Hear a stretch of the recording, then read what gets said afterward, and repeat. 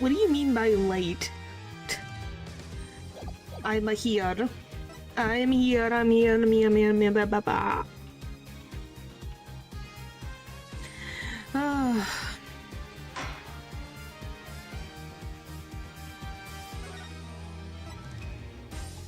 Alright then. My bad, what the frick? Hello. I don't even remember what the frick I did last. That night, customers asked me to deal cards for a game. It's Cobalt players play with hots. Victim played the whole game with his hand on his locket on his neck. Last hand is done. But something terrible has happened. After defendant tried to strangle victim, he hit him with bottle. I don't think I cross-examined anything. What is with you and the random cat stuff? You were dealing cards. Do you do this often? Oh, golly. I'm doing this. If customer wishes it, I serve anything. Borswish? Cards? More borswish? Hello, hello, hello, hello. It is my work. Who is that? That's Olga Orly. It's good to hear of that place hasn't forgotten the meaning of service. Welcome you to Borswich's Bowl Club, where Borswich is as warm as the waitresses.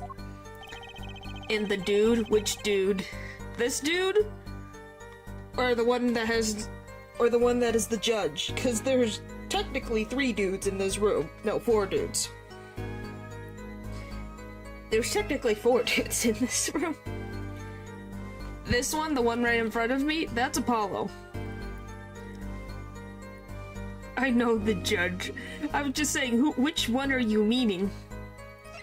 Because we got Kristoff, Gavin, we got Phoenix Wright, we got Shady Smith, the victim, Winston Payne, the pain in the side, Olga Orly, and Apollo. Who is Apollo? He is a defense attorney. That is the one in front of you, that's Apollo.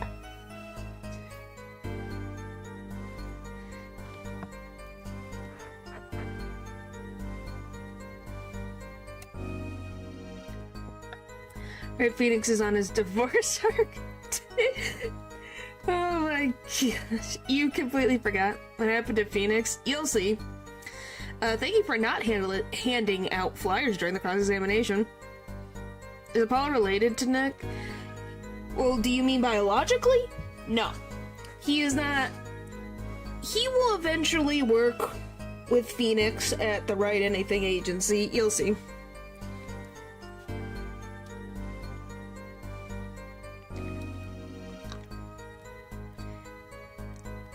You say that, but then you also are acting like a cat, as you are a cat. Well, so I don't know what to say to that. Why is he pop music? It's cold, but players play. It's already April, how could it be cold? At Borswich Bowl Club, we have pride on an authentic, rustic Russian restaurant theme. Outside it's city in spring, but inside it is always as cold as Mother Russia. No way am I going there.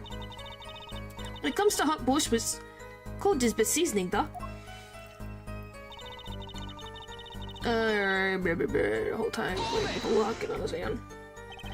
His locket? I believe it was good luck charm, though. He gripped it many times as he played that night. You'd love being in the cold all the time? It probably would be nice, but I think it just depends. Yeah, she must have felt as though it might carry him to the moon and the stars. I'll probably do that for my old man voice right now. Though if it were small enough to fit around his neck, it wouldn't have much lift. The defense would like a clarification. This is a locket we're talking about? I mean, a pendant with a picture in it, right? Not a rocket? Of course I knew that. It's probably a pendant shaped like a rocket. That's why she called it that. No, a locket's a locket. It doesn't matter what shape it is. Oh boy. let's see if I can channel Miles Edgeworth and Van Zeeks. All the drinks in it. Isn't that a good thing? It means they're chilled. Hello. Hello. Oh boy, I gotta channel the Edgeworth and the Van Zeeks. My brain is channeling this. No new news about Olga yet. Okay, thanks for keeping that.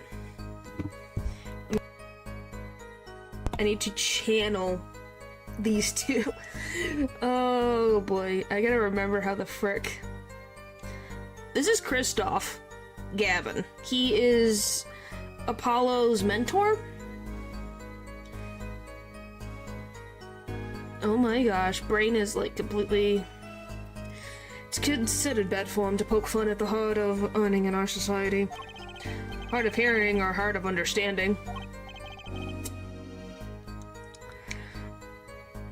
No one knows who this is. I have no idea what that is. Drink ice plus. I was worried that my water grew froze for some reason.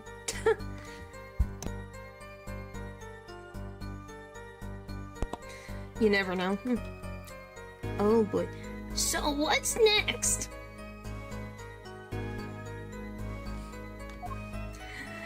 Then last hand done, something terrible happened. After defendant tried to strangle victim, he hit him with bottle. I think it's this one.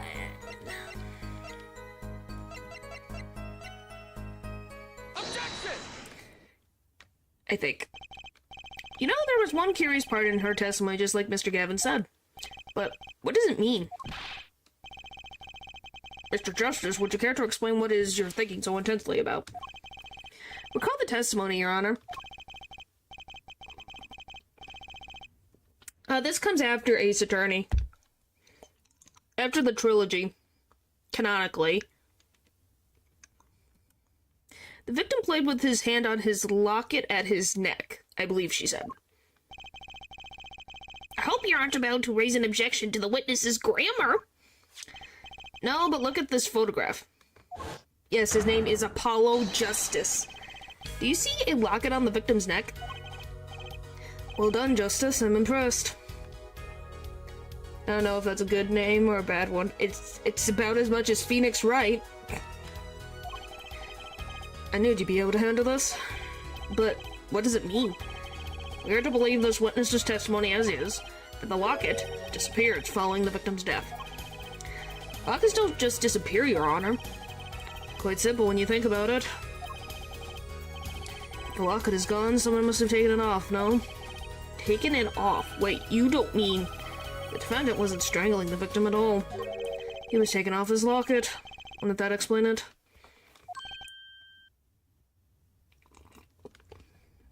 Well, yeah, Phoenix Wright's always going to be iconic, because he's Phoenix Wright. Or Gumshoots. Just like they saved the new hairstyle for the old guy. Yeah, you didn't realize? Oh. Winston Payne always gets a new hairstyle, no matter what game he's in. Or any relative. Irk? Their spaceship and a social morality. Defender, what do you have to say to this? Shay. Yes? Just noticed this, but you have something hanging around your neck, don't you? Oh? You mean this? Yes, it's a locket. With a photograph inside. A photo of my daughter.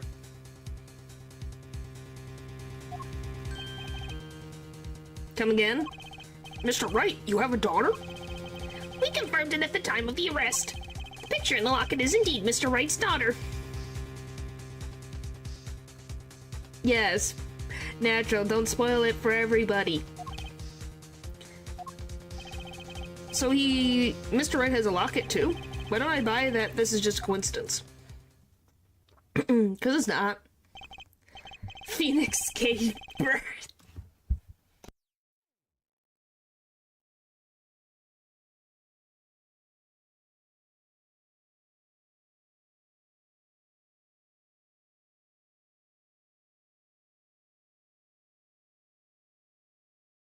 Oh my goodness, sorry, that was funny. That made me laugh. Well, now, if the results of this poker game is led to the murder... Really, what's with Phoenix? I thought he was cool and had spammed in G. He will have it back eventually. Look like a pop album cover now. Because he's a musician right now. It was with Maya. Well, that's what the point is. You'll see.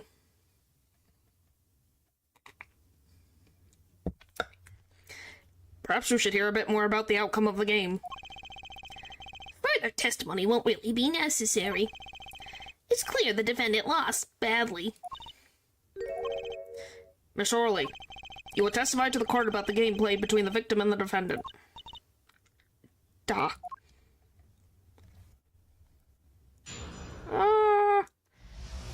But yes, he'll get his hair back.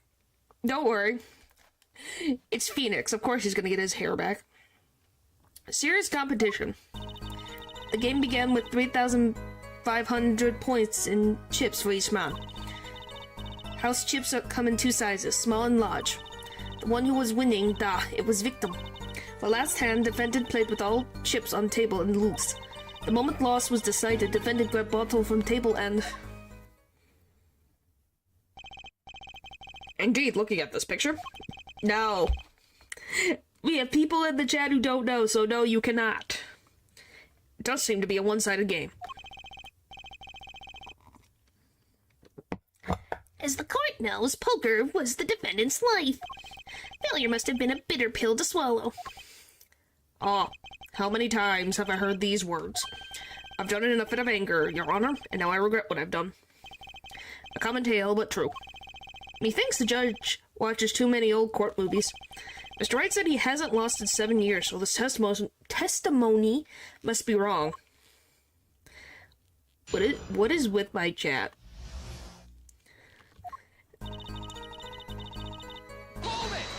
You guys are so strange sometimes. Are those the usual starting points? Were there any special rules used?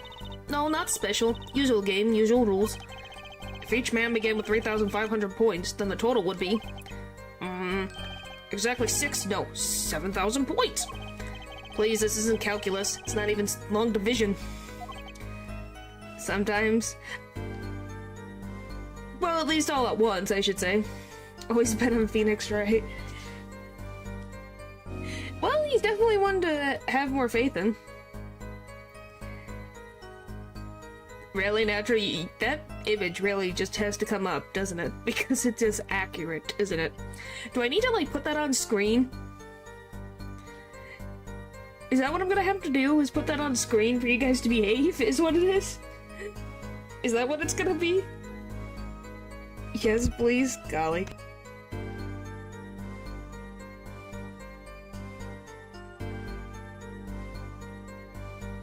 Why are you guys are obsessed with this one image? It's not even that crazy of an image. Is this what ends up happening? I draw random things and they become frickin' chat things. Right there. Right next to chat. Just gonna what's behind me? It's peak. It took me not even an hour to make it. Goodness. Alright, anyway. Back to this. There, it's next to chat. So now you guys have to behave or it goes away. How's that sound? That fair? Let's just come in two sizes, small and large.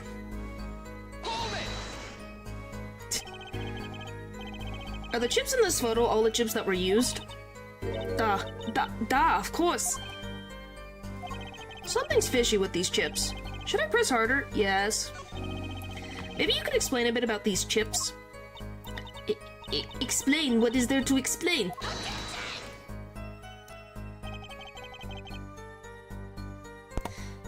Poker chips are poker chips. They're not fishing chips, not chips off the old block, not a motor cop, not a... I don't get the motor cop joke. Can someone explain to me? I never got this. They're not fish and chips. They're not a chip off the old block. Not a motorcycle cop. What is, like, is it just because it what is... I don't get the joke. Can someone explain to me this joke? I would love if someone could explain it to me, because I don't get it. Because I don't. Me neither. Okay, I'm not the only one. Thanks. Now that I pressed her, I better ask something. What are these chips worth? Are they in dollars or in rubles, even? Bro, he held objection like a chip just to say chips are chips. Yes. That is Winston Payne in a nutshell. Yet, as I've said before, it was game, not gambling. Hard, perhaps, for capitalists to understand. What? I wasn't here. I said... Does anyone understand the joke of not a motorcycle cop? Not iced. I think it's like Chip in his a name and probably the name of someone like that, maybe. Cause I'm like, you got fish and chips, which makes sense, not a chip off the old block, a saying, and not a motorcycle cop. 2 types of chips, 100-point chips and 1,000 points chips. It's not money, though. Justice. Sir? Do you find her comment interesting? I'm always the one, sir. I'd have it added to her testimony myself. Well, does the defense want the witness to add to her testimony? Yes. Yes, I do think this deserves further scrutiny. You don't think so? I don't know. It just was like, there's some joke here. The joke is that it rhymes. He would have kept going till it stopped. Where 2 main characters are cops.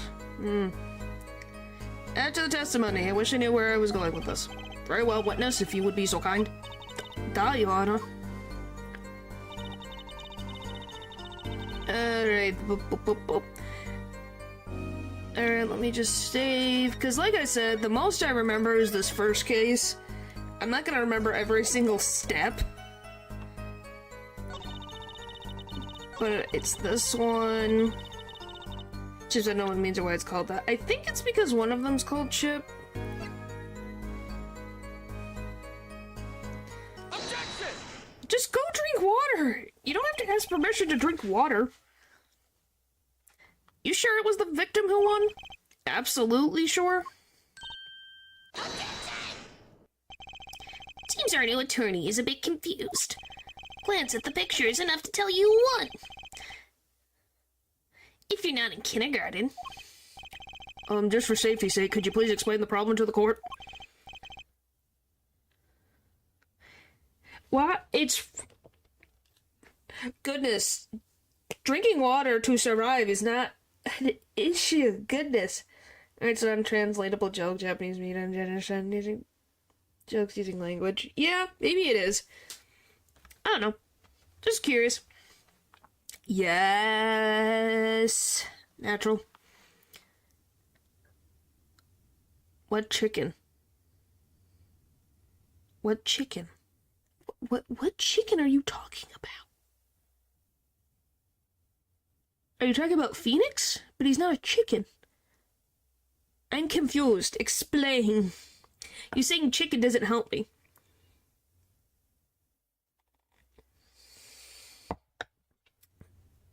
I don't think it's that one, paper. Of course, Your Honor.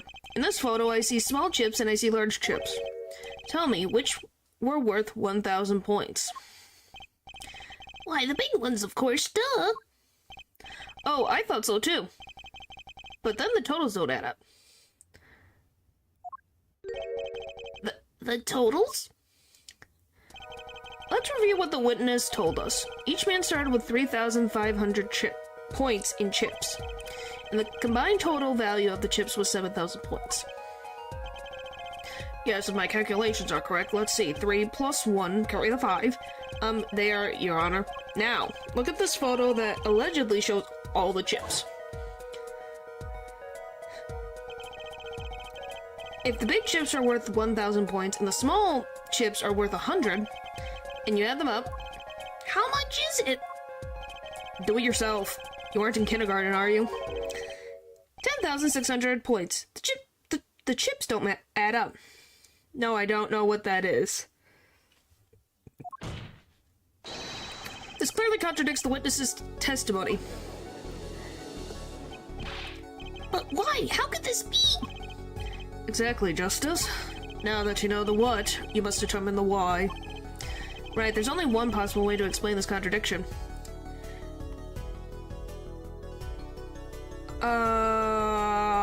Well, both were right. The starting points were wrong. The chip count, both were right, I think. Each man began the game with 3,500 points. If all the chips are indeed shown in this photograph, then there can be only one answer. Well, what is it? The value of the chips was the other way around. What? Wanna know what I think? The small chips were worth 1,000 points, not the big ones. Madness! Utter madness! Show me that photograph of the chips again. There are 6 small chips and 10 large chips. Why, that does make 7,000 points where you add them up. Now, guys, would you ever make small chips worth 1,000 points in this instance? Or would you guys have the big chips be worth 1,000 points? Because most people think bigger chips equals the bigger amount of points. Absolutely. Absolutely which way? The small chips being the big number ones, or the big chips being them? Life is confusing sometimes, so...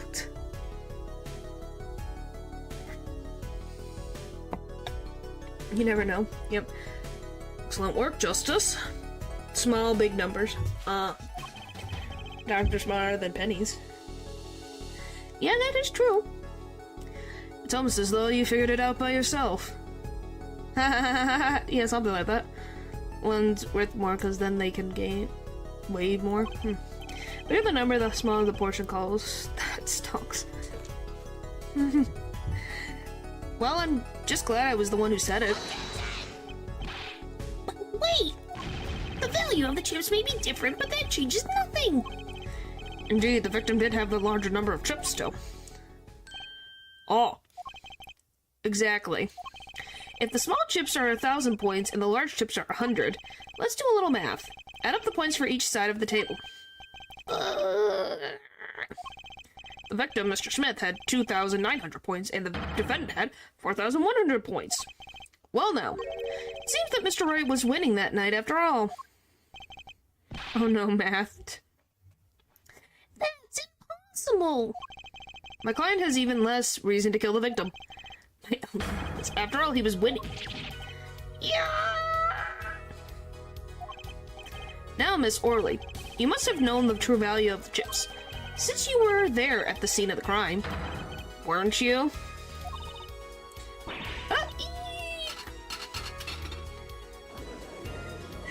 Yeah, do you love the random sound effects of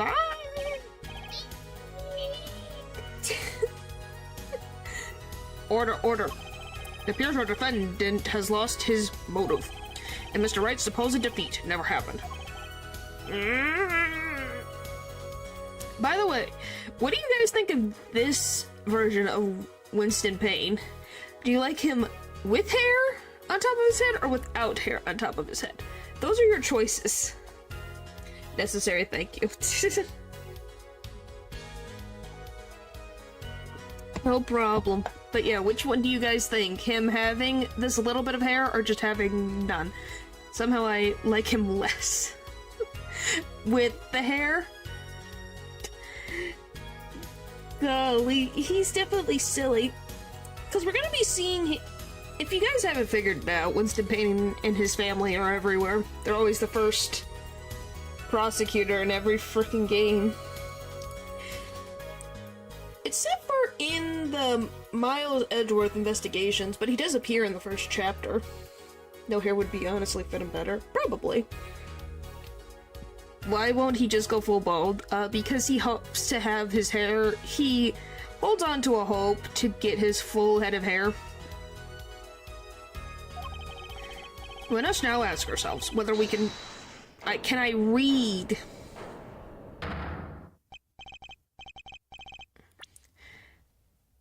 We now must ask ourselves whether we can trust the witness's testimony yet.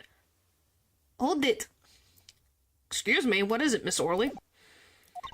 Trade passed down for generations, apparently. Well, yes, we saw it in Great Ace Attorney. That it was, the Payne family had, hair loss issues even back then. And both Winston Payne and his brother, in the modern time, have hair loss problems. And then they're like, cousin? I think he's a cousin that we'll meet in the future. I think he has hair problems. I seriously believe this man managed it. Well, it happened. Because you have to think about this. Winston Payne has a brother, so someone gave birth twice. Two of the Payne siblings. Just put that out there. Someone gave birth twice. Let me just do... Is a turn... I need to check. Payne family? What, is he a cousin? I have to double check.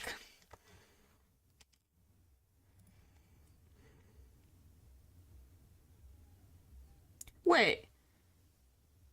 But who's the... Wait, am I confusing? I thought there were...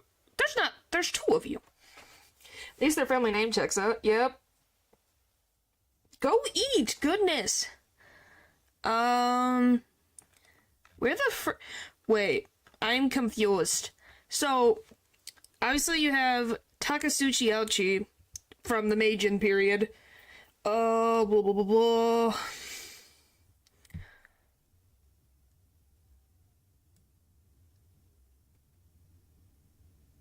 What the frick? Takashi Uchi, son of Takasuchi Uchi. What the frick did I just read? Did you guys listen to what I just said? So you guys remember the guy from Great Ace Attorney? Remember? The one with the curled hair? So his name is Takasuchi Uchi. He had a son named Takashi Uchi. No, I am not reading kanji. I am reading the English language. Yeah, so his name is this.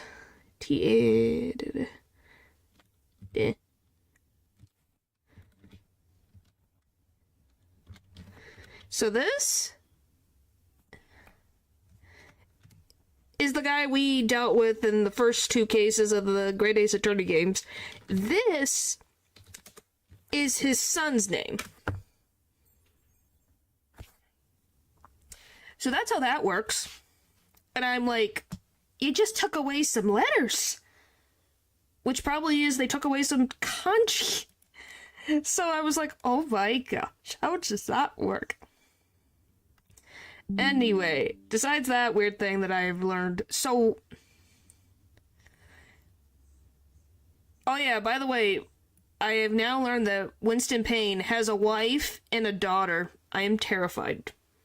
I am very terrified now. And then, I swear there was another... Were they all Winston Payne? Let me look. I need to know. He has a daughter. Okay, they were all him. So yes, he does have a younger brother. Yes, he has an unnamed wife and an unnamed daughter. It's what it says. He is married, apparently. Let's see.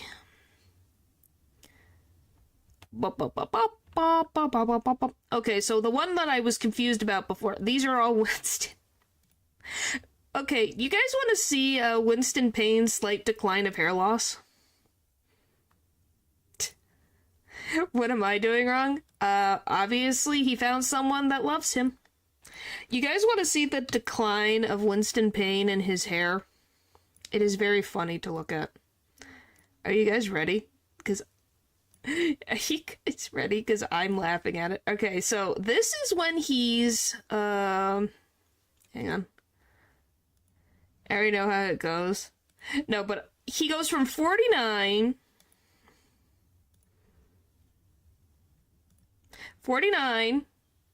52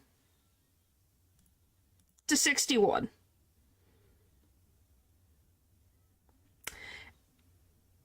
He has not changed too much, I would say. Would you guys say? He has not aged that much in those years.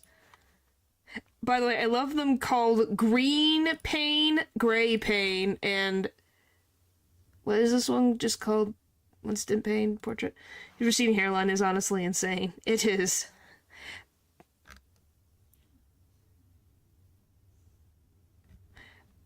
But yeah, I was confused. That's why I got confused. Faster than my research sticks. Anyway, so yeah, he has a brother. He has one brother. A daughter who? Winston has a daughter. All we know is that he has a wife and a daughter. They don't have names, but I think he probably talks about them at some point. But he has a younger brother. And then, obviously, we knew Takasuchi Uchi, and then he has a son. So, obviously, he had a wife. But, yeah. I want that put into your guys' brains now, as I suffer, as you guys will have. I hope that woman... Ooh, ah!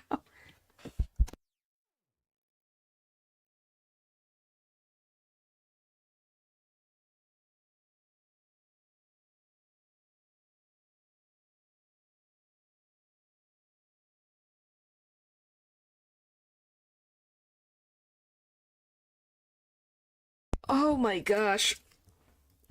Oh, you made me cough, Lou. Golly. Are you trying to kill me? I feel like you're doing this on purpose.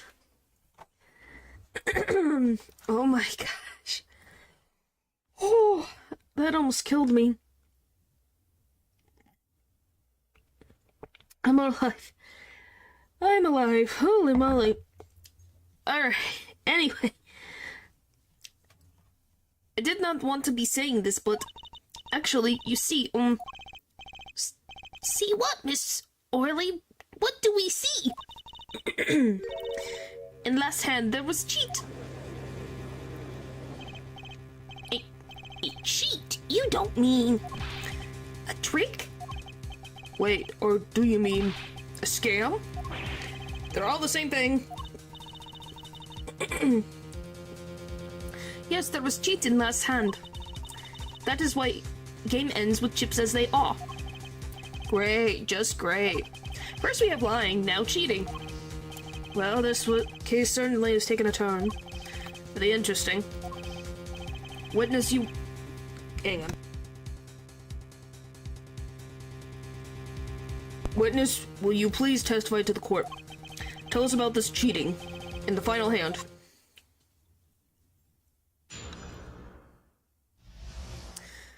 The final hand. The last hand, both men had full house.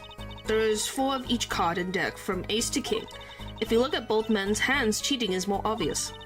The next moment, game become argumenta. The defendant's trick was exposed. He took bottle in his hand. Poor Mr. Smith. Miss Orley, why did you not tell the court about this from the very beginning? I thought I smelled the cover up here. Well, folks, it's time to throw back the covers. A full house is a very high-scoring hand. Not easy to make, in my experience. that alone is enough to suspect less than scrumptious tactics. Mr. Gavin, what's a full house? I think my chat could tell you, Apollo. Don't worry, I'm pretty sure they could tell you. Lawyers these days, you don't know your poker. Can't say this bodes well for your case. Or your career. What is this, some kind of secret court poker ring? Justice. You know the terms 1 pair, 2 pair, and 3 of a kind, yes? You do not? Well, you get to learn. Oh, I fell again. Gosh dang it. Okay. Yeah, no problem. 2 cards with the same number makes a pair. 3 makes a 3 of a kind. Good, now picture a hand with 1 pair and 1 3 of a kind. That's a full house. That doesn't sound very easy to make, does it? You can see each player's hand in this photo. Wow, they both have full houses. Which, by the way, guys, if that happened in real life, you know there would be cheating afoot. There is no way.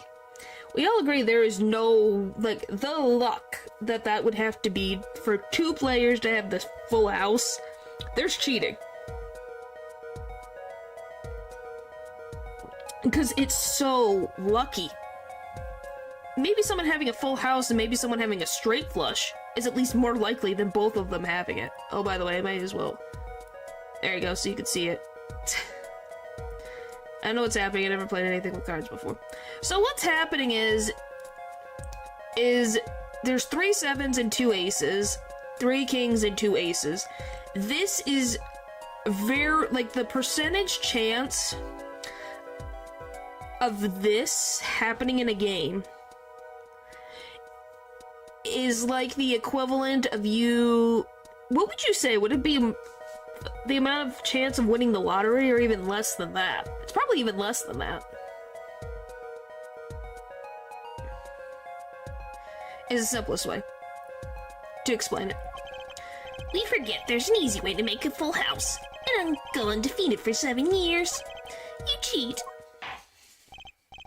The defense may cross-examine the witness. If he did cheat in the last hand, that still leaves one important question. Mr. Wright lost that hand. Whoever heard of a professional con man losing when they cheat?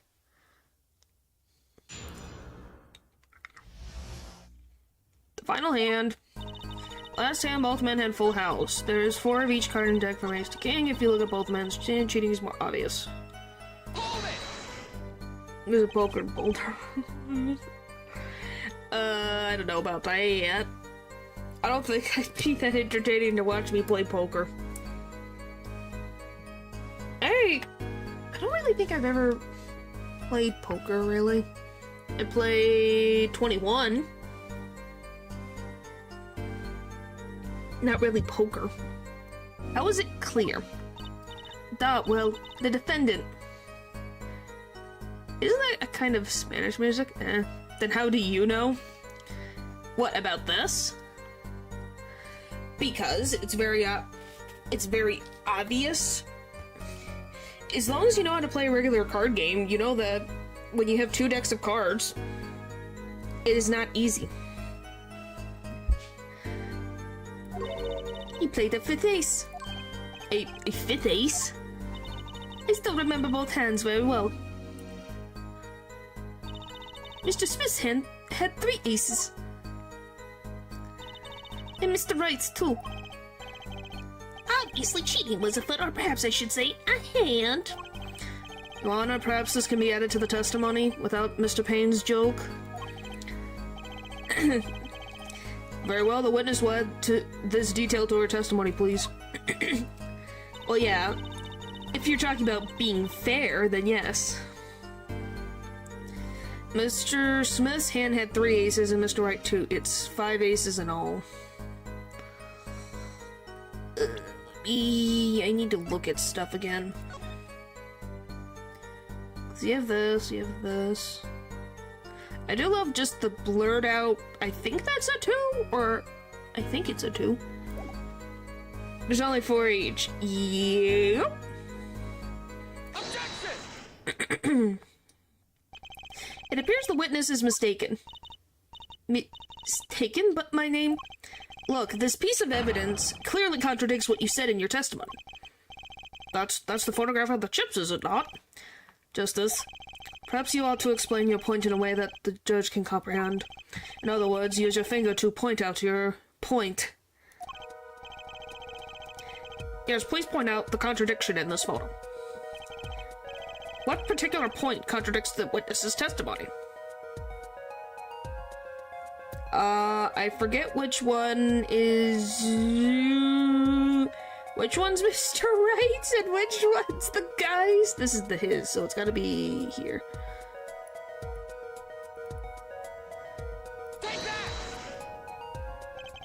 Miss Orley, in your testimony, you made the following claim. No, I am not. What do you mean?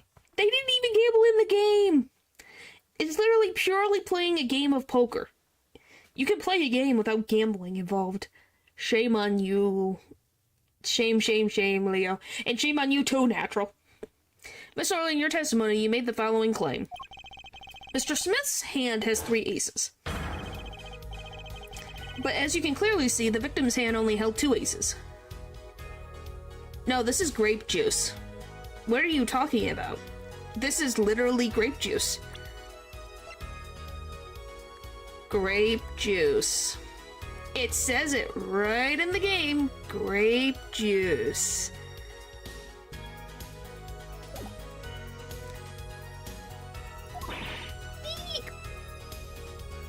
It's grape juice.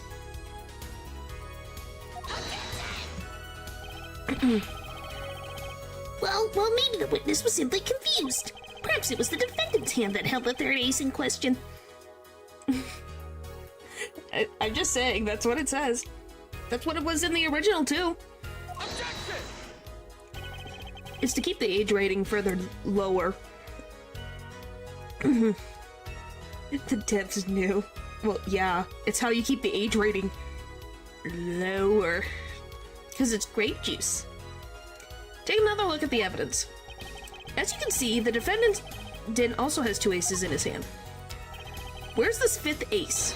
I see cheating, alright, and it's going on right here in this courtroom. 2 aces in each player's hand does make 4 aces total. Hardly proof of cheating. Wait, please! It is true! I've seen it! The 5th ace! There was cheating, I swear to you! That's odd. She must be lying, yet she's the most sincere I've seen her all day. You're right to trust your instincts. Mr. Gavin? Who knows what lies in store for us in the trial ahead? Your Honor, if I may, I have a suggestion. What might that be, Mr. Gavin? If you don't mind, perhaps you might examine the actual cards. The cards? I'm going to save, because I forget which cards I need.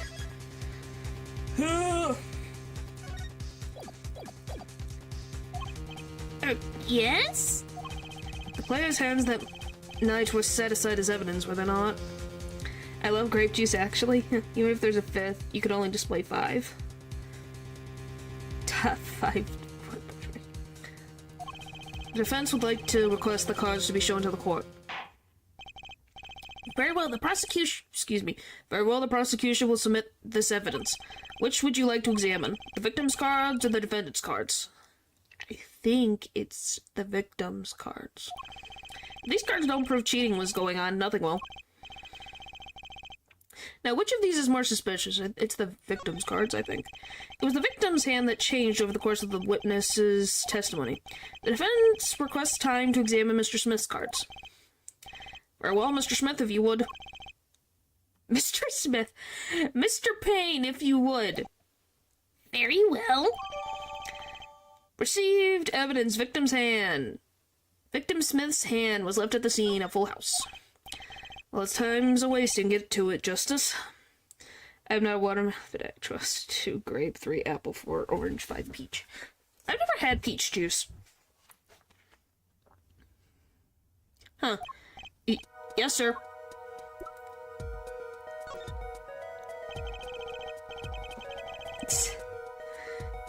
When examining evidence, be sure to view it from all sides and angles. Try using the arrows to turn it every which way, and B and M to zoom in and out. What weird keys. That should give you a better perspective on the case. Okay, let's do this! Whee! Guys, what's suspicious about this hand? Da da da. Da.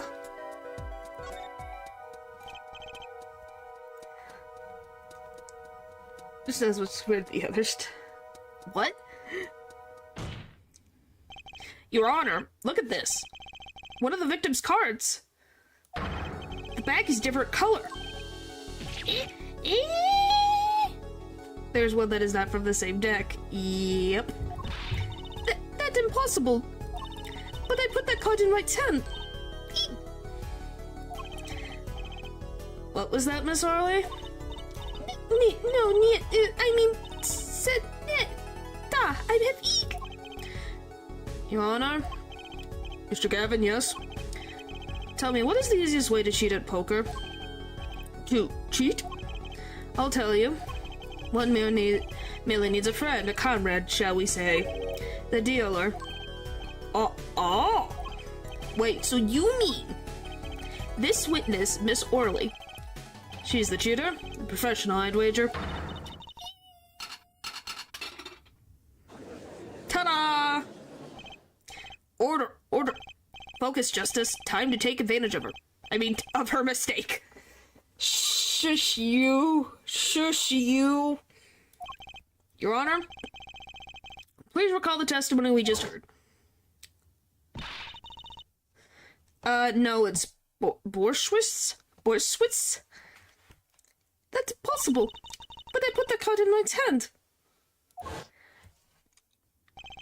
Ergo, Miss Olga Orley conspired to cheat, not with my client, but with the victim, Mr. Shady Smith.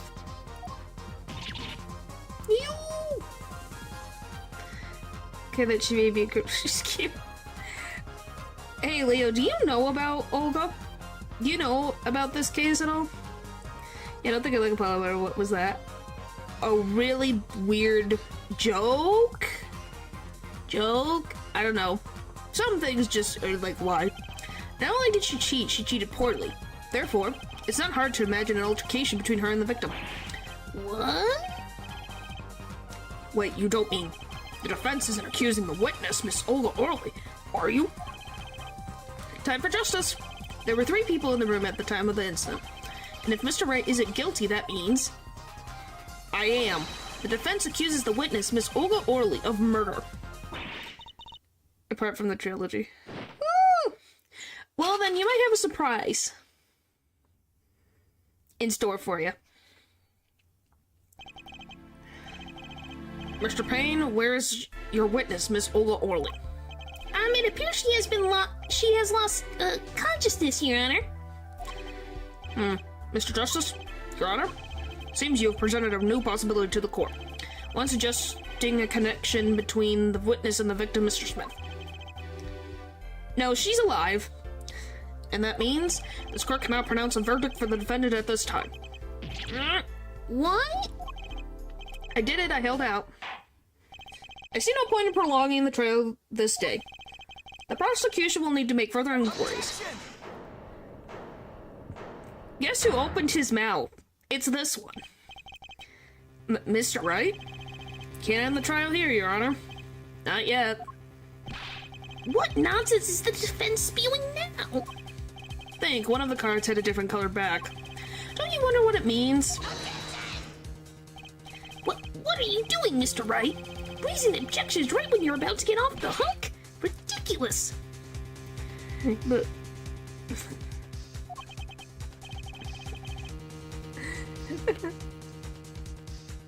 Who are you talking about? Who are you talking about? Phoenix? Mr. Payne, you of all people should know. Why is he like this, though? You'll find out. For the ridiculous. That will be explained. You cannot say anything, Natural. I will completely time you out for the entire stream. Perhaps we should get to the bottom of things. Let's clear up the facts about the game that fateful night.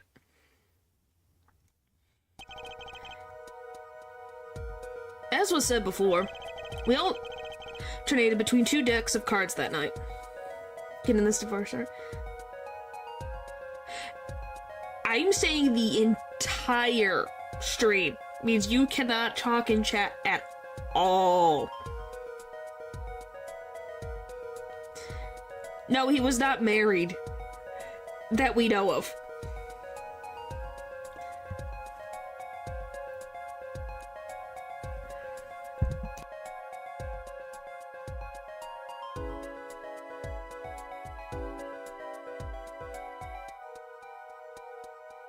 Well, Leo, he's a piano player right now.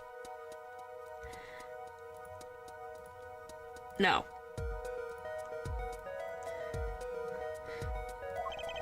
That was said before.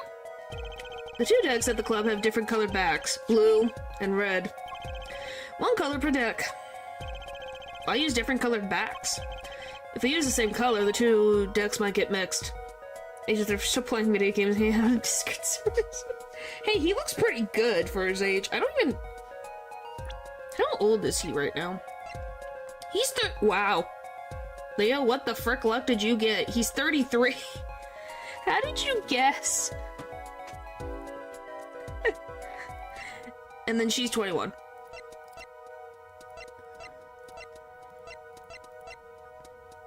I can't believe you got that, like, almost spot on. That's kind of terrifying. Apparently, Leo, you have a good eye for that.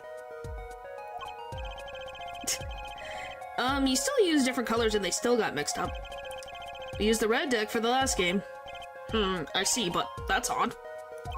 For some reason, I have this impression that you were using the blue cards. Yeah, me too. I'm sure someone said something about blue cards. Whatever. In the end, one card of the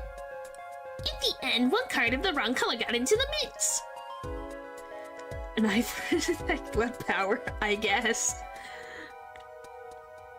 Oh, you want to know what Miles looks like? Oh, he gets glasses, if you want to know about Miles. I don't think we see him in this game, but you do. Miles gets glasses. We have. That is not a good thing. Which means there was cheating. Yes, a card slipped into the deck would seem to indicate cheating. Yeah, this card raises two serious questions. Apollo? Yes. Yes, Miles Edgeworth gets glasses. That's all I'll tell you for now. Let's consider the first question, shall we? Think, in the last game, when was the card swapped? When? There are three broad possibilities here. It could have been swapped before the murder, during the murder, or after the murder. You can improve on perfection classes would fit him. I love you can't fix perfection. You can't improve on perfection. I love that.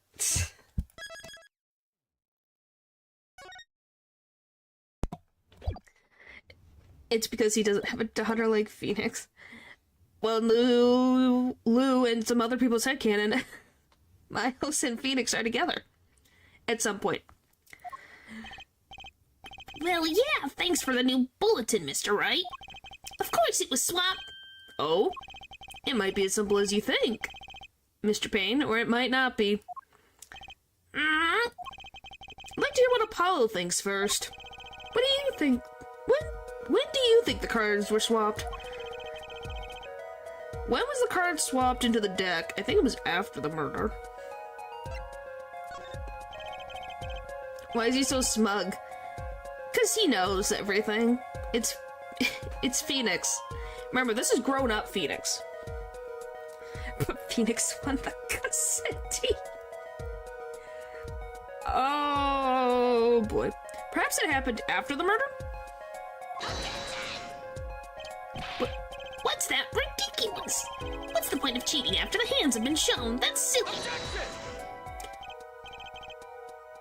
Like the first game or whatever? I think he was 20s.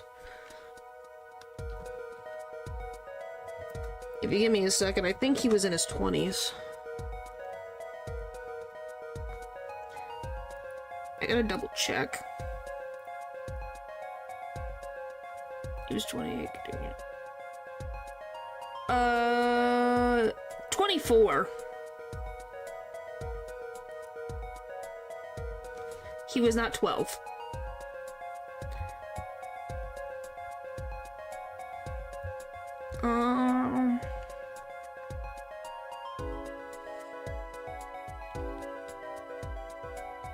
Yeah, I was about to say, no way he was 28.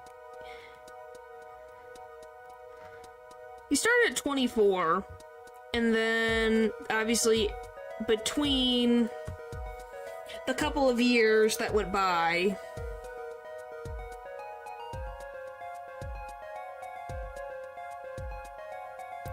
Like, during the 7-year gap between the first 3 games and this one. Yeah. Yes, but you tell me, how do you swap cards during the game? I'll take silly over impossible. Take it from me, son. There's a lot of silly in this world, but very little impossible. Oh? Even when the backs of the cards are a different color? If you pulled that during the game, you'd be caught in no time. Oh, quite true. That would mean that the blue card in question was swapped after the hands were shown, after the murder. Okay, this is going past silly and straight on to crazy.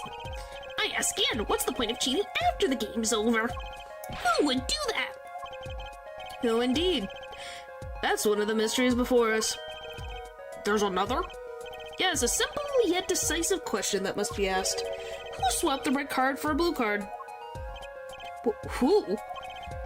The game and the murder is done. The victim is dead. Only 2 remaining in the room, alive, that is. The defendant, Phoenix Wright, and our witness, Olga Orley. Okay, so who was it that swapped the red card for a blue?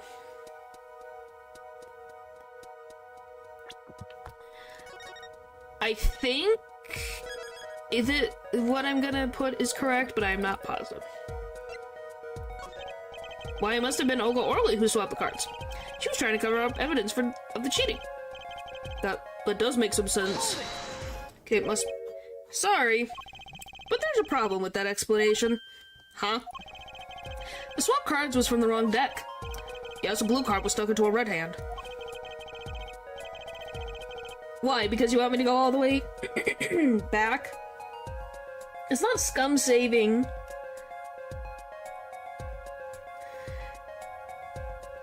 Mixing a card from the wrong deck when the backs are different colors? Remember that you're talking about Olga Orley. She was the dealer. Do you really think she would make such a novice mistake? Actually, I have trouble imagining even the judge making that mistake. Give it a little more thought, Apollo. Right. Okay, so who was it that swapped the red cards? Someone else. It is, but it's justified. Golly. The one who swapped the cards wasn't Mr. Wright, of course. And, well, it doesn't seem like it could have been Olga Orley either. What are you suggesting? That's hardly a logical conclusion, I'll admit. As the defense, I think it only makes sense for you to name Miss Orley at this point. Yes, it is, a little bit. But you gotta have consequences. Yes, I know. But she was the one who dealt the cards, right?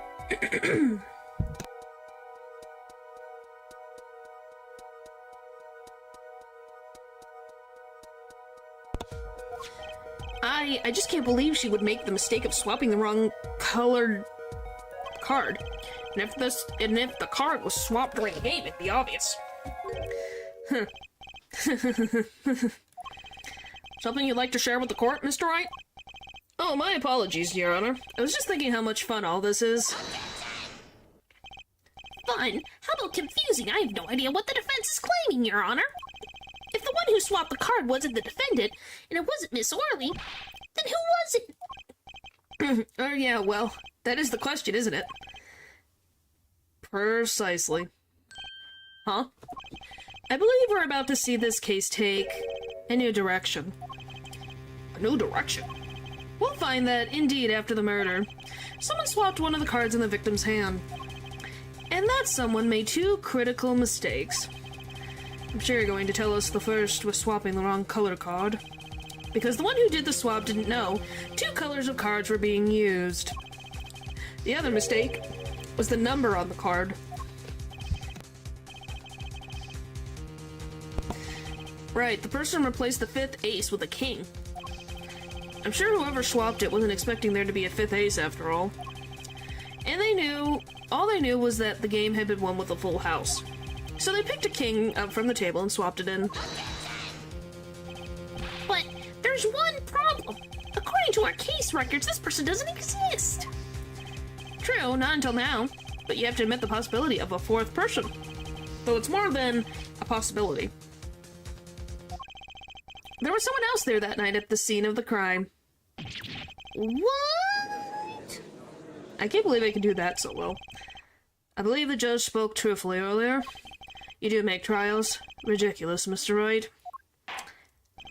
This trial is proceeded on one central assumption, namely that at the time of the incident, there were only 3 people in that room. I believe this new evidence, shall we say, overturns that assumption? That this is like if Phoenix is backseating a case IRL. Yep. And there's a purpose for that. Everything has a meaning. This Phoenix is not a new spring chicken. He's been around the block a couple times in the courtroom. So he knows what he's doing. For the most part. And then the problem is that you chose to conceal this information from the court. I suppose that is a problem, yes. Court is adjourned for a brief recess.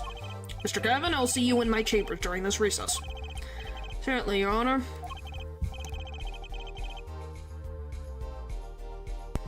Very well, the trial will resume in 20 minutes. April 20th, 11:52 a.m. District Court, Defendant's Lobby number 3. That was quite unexpected, Mr. Wright. To suddenly claim there was another person at the scene of the crime like that. I must ask, is it the truth? Does the dream have about going on my school bus? There was no bus. It was just driving itself for a ghost. Was it a meeting? That you thought about a school bus more than anything else? See you in 20 minutes.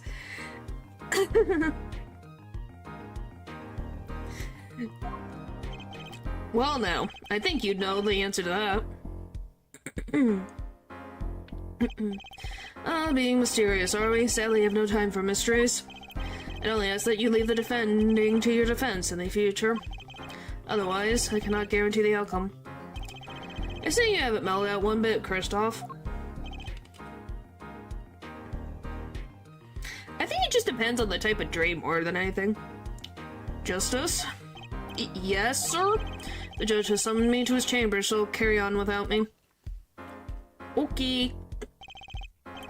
You did well, Apollo. Can I ask you something? Sure. That locket you wear, is that really yours, Mr. Wright? You're wondering about the victim's disappearing locket? Here, you can take a look at it. That's a picture of my daughter in there. Ta-da! You want to see? Here's Phoenix's daughter. Ta-da! Isn't she cute? A couple hours later. Dreams and they just don't hold any special. They were just plain fun. Yes, Phoenix has a daughter.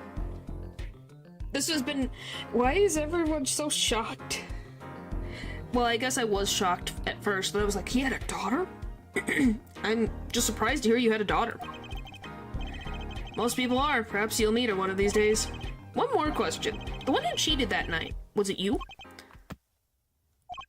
What do you think? Huh? You know what happened 7 years ago? What I did? It's not unreasonable for you to think I might cheat. I never honest, but it is odd that he managed to go undefeated for 7 whole years. Wanna know something? There's only one game where you can be dealt bad cards all night and still win. Poker. Huh? You see, poker's all about reading your opponent. In that way, it's a lot like a court case.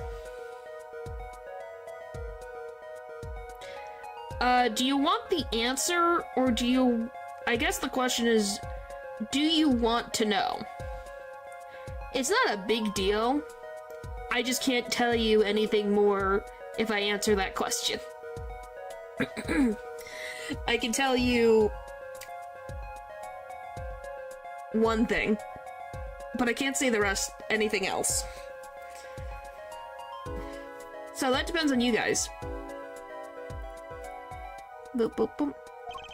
Poker is like a trial law? Figure out what your opponent is thinking, you win. And if it's a bigger for this game, then no. If she's adopted or not is not. It's who... What her... Okay, I'll say this. Yes. His daughter is adopted. He adopted her. What the circumstances are of how he adopted her is a big mystery. that you'll find out later. That's the only thing I will say. Yes. She is adopted. That is all I can say. Otherwise, you'll be spoiled, and I don't want to spoil it. Because even I don't know either. Just to give that context. Yeah, no, they are not biologically related. But Phoenix is a dad. Yep, found family. Figure out what your opponent's thinking and you win. Well, yeah, but that's harder than it sounds. I think not. Try as they might to conceal it, everyone reveals their true thoughts in the end. Their body language can become a valuable source of information. Are you guys ready for the new game mechanic? Specifically to Apollo? You're kidding. That witness, for instance, Miss Orley. She would touch the back of her neck during certain parts of her testimony. Did you notice? No. Come on, who'd notice that? Words, habits, twitches, it's all information for the reading. That's the secret to winning, Apollo. Someone taught me, and now I pass the secret on to you. I hope it's lying, aka perjury.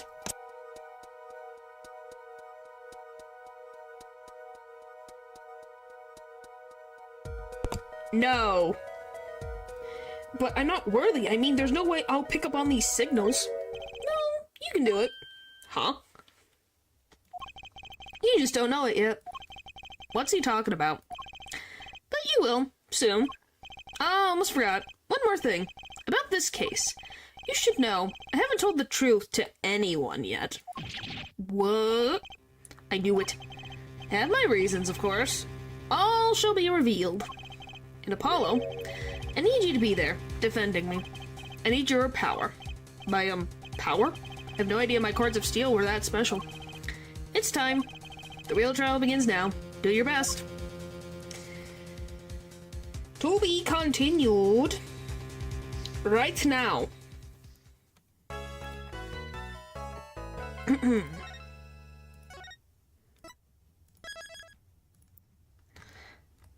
Alright, I'm gonna remove this image just so we have the space.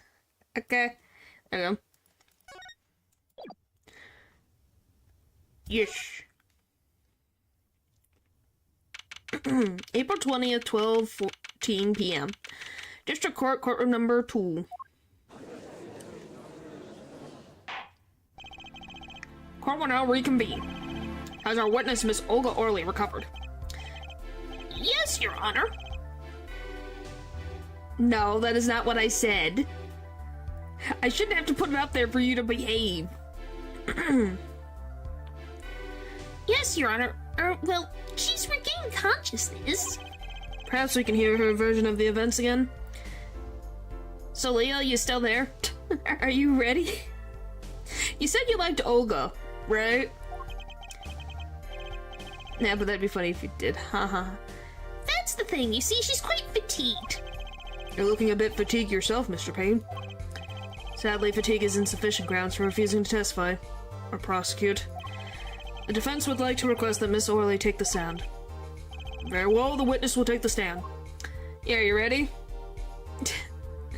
I just need you to be here for this, because it's great. And if Lou's here too, it would be great. Perhaps you could repeat your name and profession? Perhaps you'd rather admit that you're a poor liar and a poor loser. Don't make me tap the sign and point to the baby image, Scully. Not. Ta-da! Name's Olga Orley. That's the truth, and I'm a pro dealer. People call me Olga Quickfingers Orley. Oh, really? Wanna know something else? I'm not really Russian, and my last name sounds like O'Reilly. There, that's the truth. I hope you're satisfied. Ta-da! The truth!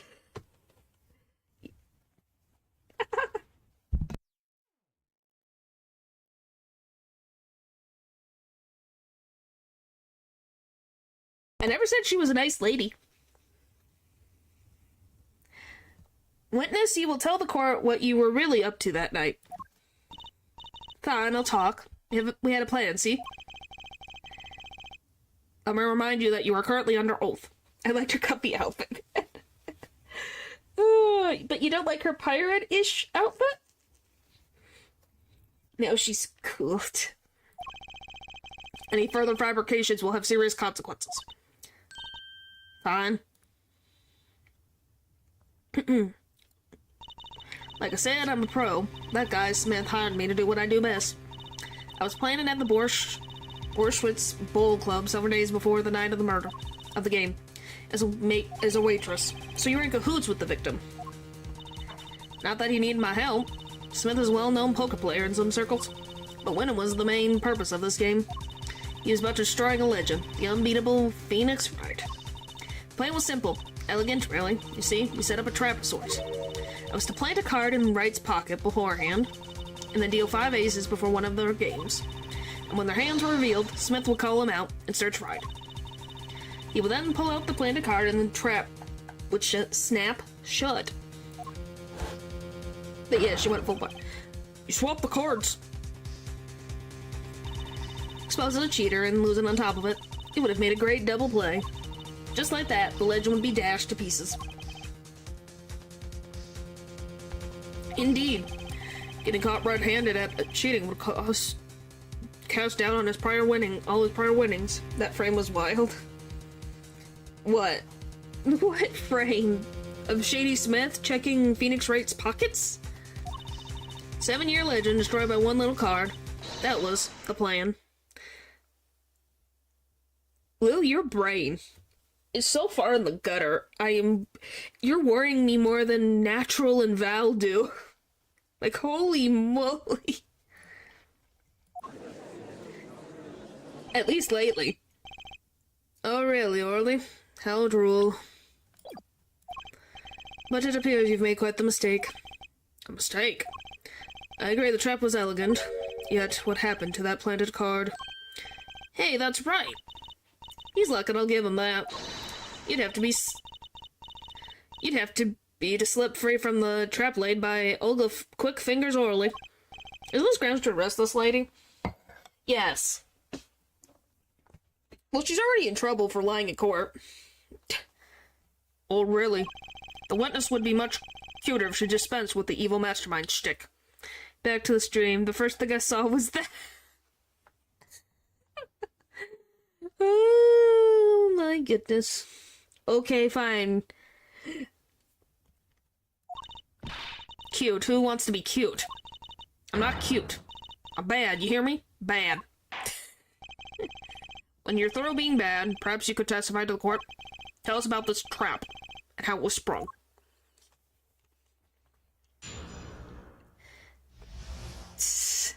The best laid traps. That night I planted the card like I was supposed to, and Wright lost the last hand like just like he was supposed to.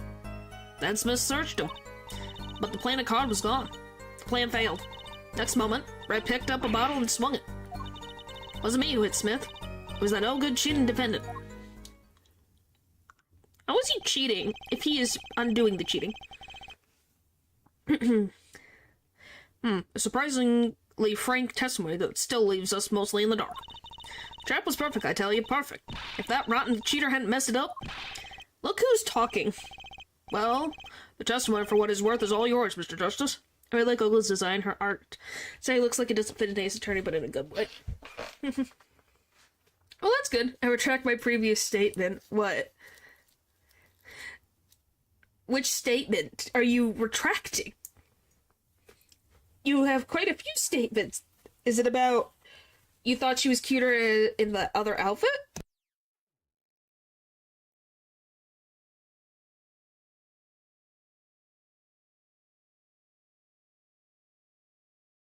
She looks like a guilty gear character. Is that a compliment or an insult to her? I can't really tell. Like, goodness. With witnesses like her, who needs criminals? And with defendants like Mr. Wright, who needs prosecutors? Any statement from the street? Oh, playing the card like I was supposed to. Right, lost the last hand like he was supposed to, and searched him. But then the playing card was gone, the trap failed.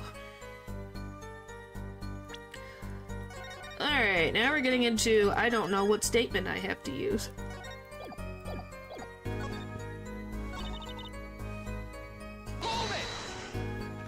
Track what any choice I made in my turn. Okay, well that's a little bit more difficult of a thing to retract. This planet card, which card was it exactly? Trump card. The 5 of hearts. Let me guess. Mr. Wright was to have switched the 5 with the ace to make a full house. At least that's what you were going to accuse him of doing, thereby ruining his legend. I slipped it into Wright's pocket. When was this? Why, before the match, of course. When he was eating. While he was eating. At the Borschwitz Bowl Club, we served Borschwitz and suckers.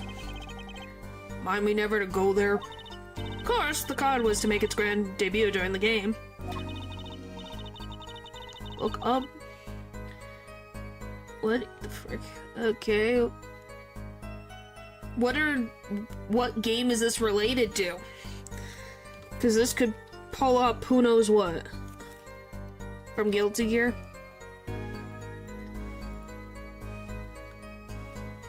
Okay, I see a swordswoman. I see...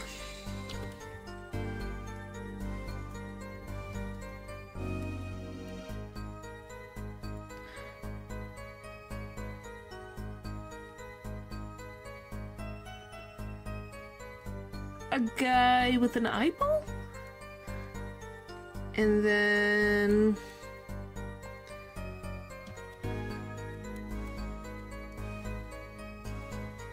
what the frick? Well, he's a very, churchly gentleman. Okay. Interesting. Alright, anyway. Like a good Borschwitz, a good plot must be cooked up early and allowed to thicken. Lost the last hand just like he was supposed to, and then he searched him. My card was gone, the next one Ray picked up the bottle and swung it. Alright, wait, isn't that a little odd? What's odd? You searched Mr. Wright, thoroughly and found nothing? Which means he didn't cheat, which means he had no reason to strike the victim. Well...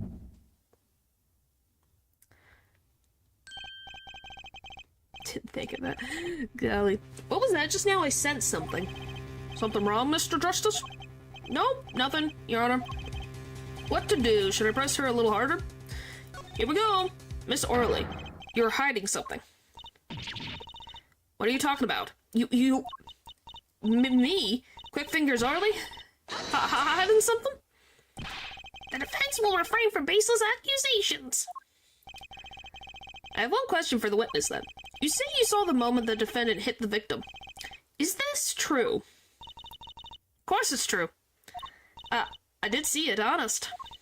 I saw it when Mr. Wright hit him. With my own eyes, I saw it. What is this weird vibe I'm getting? It just makes you go back to everything else. You just go back to the regular statements.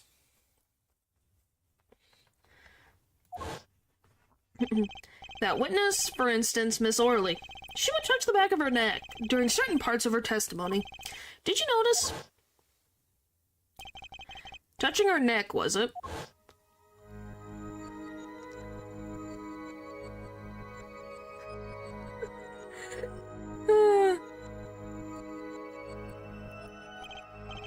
Whoa, what's going on? This sensation, it's coming into focus. There, that twitch, it's so clear. It's like I could perceive her habit, like I couldn't before. Gotcha!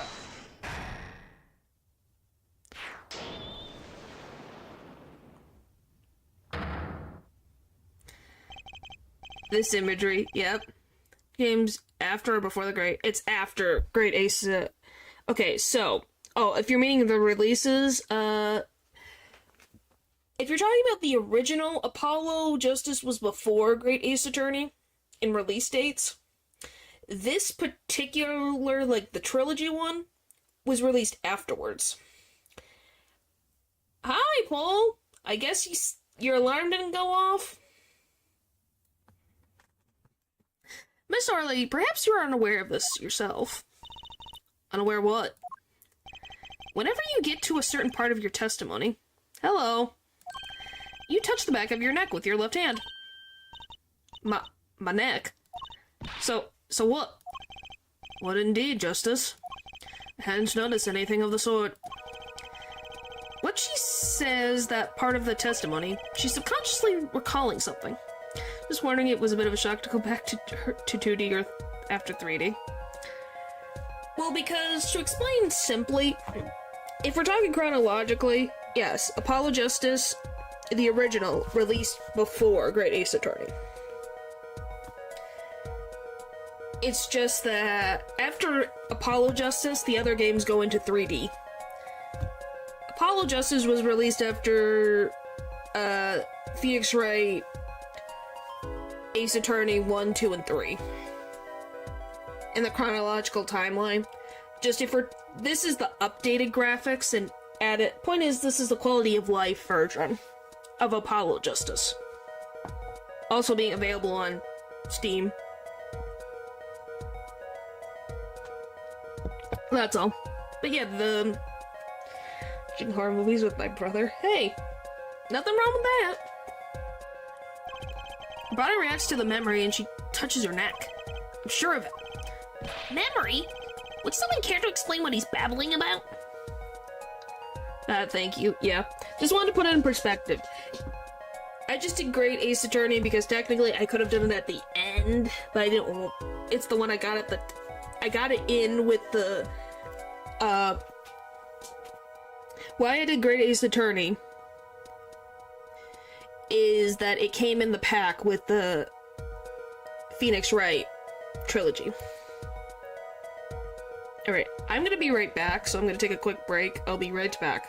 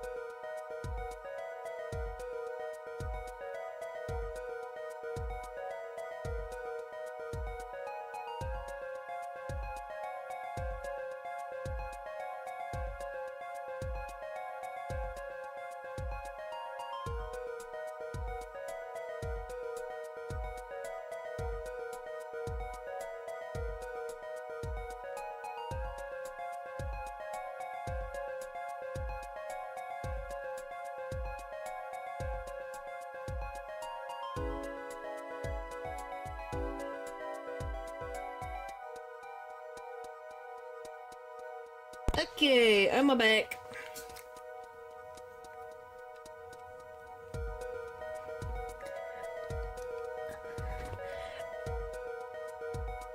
I am not watching a scary movie. This is highly unusual, but let's ask the defense.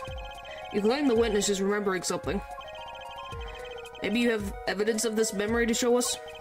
Her habit is scratching her neck whenever she talks about the moment of the crime. So what would remind her of most of the moment of the crime? Miss Orley, whenever you recall the crime that night, you scratch your neck. I've noticed it happens when you think about the moment of the crime. It's horrifying. That makes it worse. There must be some reason behind this habit of yours. I believe the weapon that left an irreplaceable impression on your neck is this.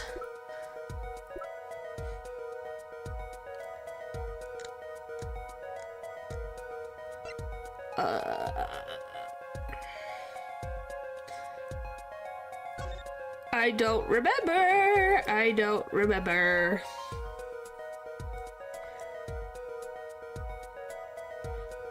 Is that the bottle?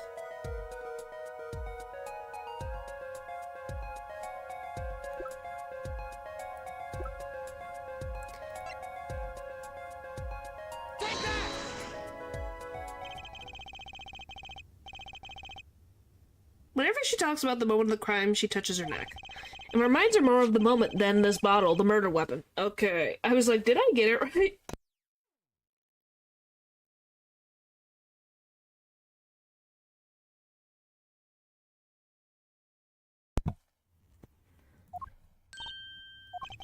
But something doesn't fit. If you were only the witness to the crime, why would that make you touch your neck like you're in pain? What is he talking about? It was Mr. Smith, the victim, who was hit, not you. This is a cross-examination, not a wide crosswell conjecture. The witnesses' habits, they're completely irrelevant. Justice, I'll admit, I'm a bit confused myself. This is certainly a unique cross-examination. I'll explain later, just trust me. Now's our only chance to break...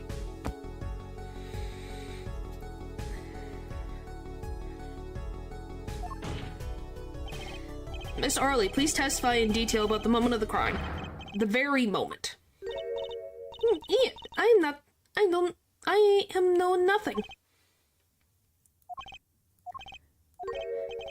We know you're not Russian. The witness will testify, please, now.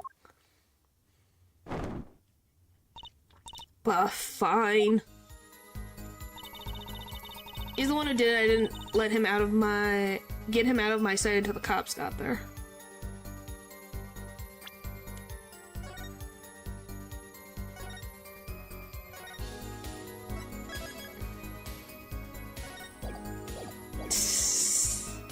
Golly, guys. Alright, let's focus back on Ace Attorney. That's what we're here for. I think it's this.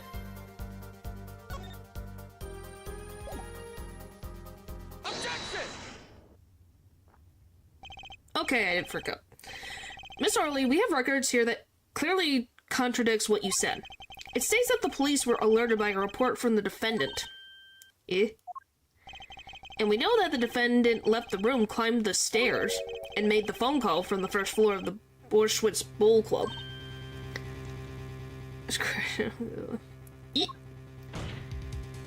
So, explain how you kept your eyes on the defendant when he left the room entirely. Ah! Those are gonna be some weird pictures. The man who picked up a bottle and swung it that night wasn't the defendant.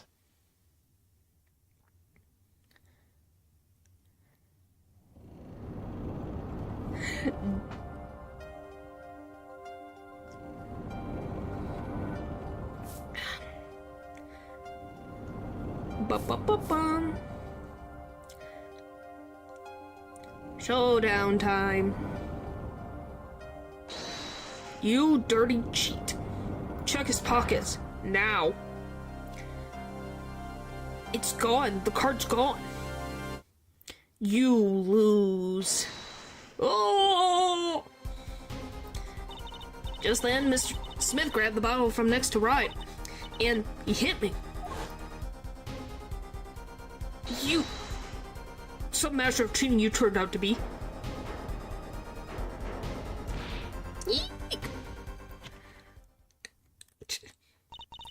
When I came to, the victim was already dead. The victim was already dead, is that it? That's why I couldn't reveal who I really was. If it came out that I was in league with Smith, I'd be a suspect for sure. Well, where does this leave us? Madness! This is madness! I'm dreaming! It must have been me who was hit with a bottle, and I'm imagining all this. You don't trust him for a second? It appears our prosecution is at his wit's end, and frankly, I don't blame him. Mr. Gavin, what do you think about this turn of events? Mr. Gavin, sir? I believe that as the defense in this case, we are compelled to call Miss Orley a big fat liar. What? They were in that room the night of the murder, the defendant, victim, and her. And she has motive. Motive? Plot foiled, the witness got into an argument with her client, Mr. Smith, and the denouncement of that argument was murder. What? I'm no killer. It was a trap. Someone's trying to frame me.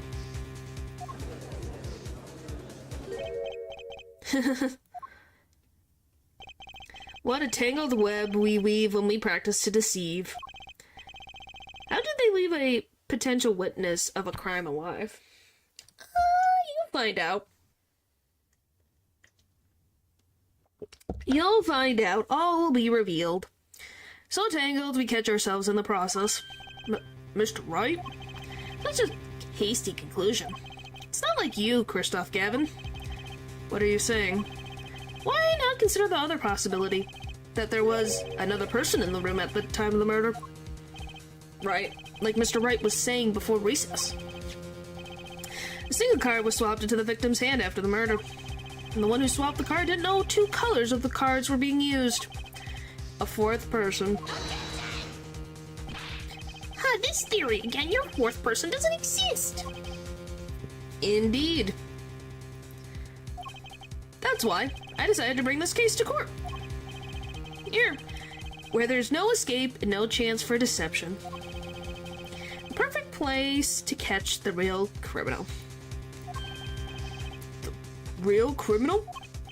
And where I look! A clue to the real criminal's identity was kindly provided for us.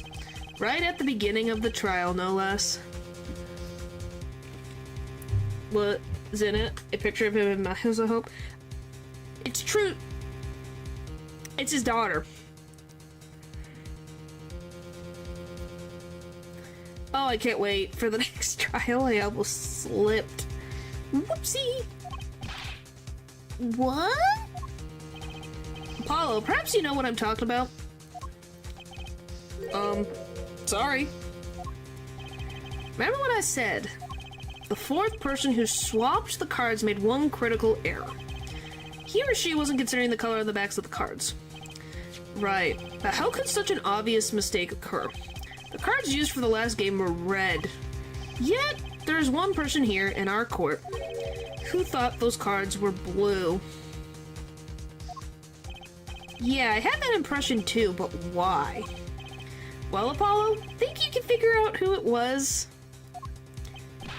It's not me, I swear. Who is this 4th person? I don't always have to get put on the spot like this. Let's hear what the defense has to say. Who was it? Who thought the cards used in the fallen game were blue? No, there's not a colorblind person. Da da da da. As expected.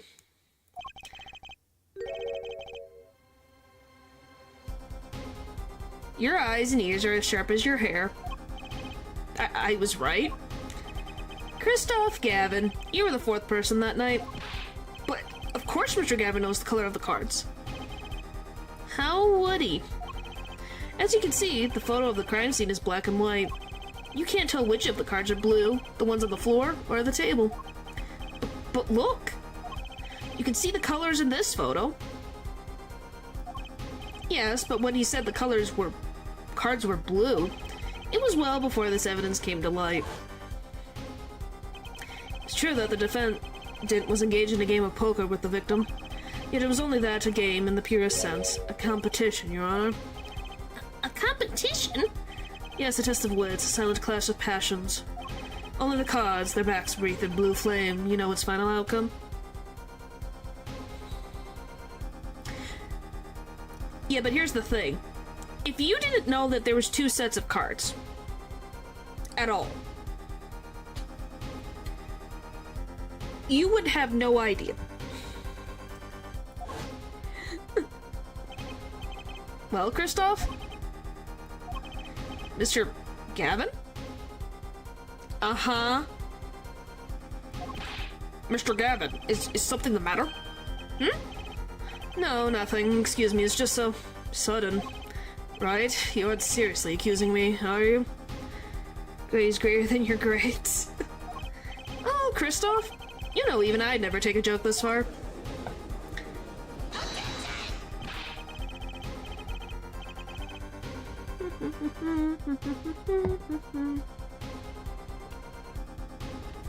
This has gone beyond ridiculous, beyond dumb. This is insanity. The defendant accusing his own defense attorney of murder. I assure you, I'm quite sane. But what possible connection could Mr. Gavin have to the victim? I wasn't aware that I had a connection to Mr. Smith either. Yes, but Mr. Gavin and the victim have never even met. Well, what if they have? Huh? There is a possibility, after all. They may have met that night, before the game started. What are you suggesting? Is this the truth Mr. Wright was staying silent about? Well, only one thing to do. Mr. Wright, the defense would like to request that you testify to the court. The defense would like to request no such thing. Mr. Gavin? Testimonies must relate to the case. How could anything happen before the game of poker be related? Yeah. I'm not sure I follow, Mr. Gavin. As I explained before, defense believes that Miss Orley... Am I to assume you speak for Mr. Justice in this? He is the defense, not you. Now, do you guys see why Mr. Phoenix Wright, instead of getting a first-rate defense attorney, picked a greenhorn, a new attorney, to be his defense lawyer?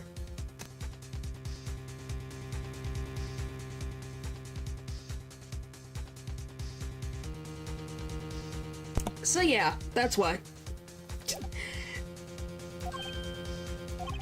Mr. Justice, the matter of Mr. Wright's testimony is up to you. Oh, okay. Gulp.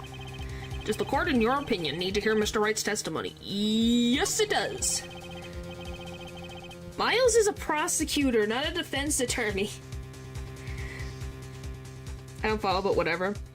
So the whole thing is that Phoenix, before this trial even began, he picked Apollo Justice as his defense attorney instead of Christoph Gavin, someone that he's known for a very long time. Any context to this stream? Yeah, so just think, someone who was a first-rate defense attorney, who's a close friend of you, who said they would defend you, and you pick someone who has never been in court before as your defense attorney.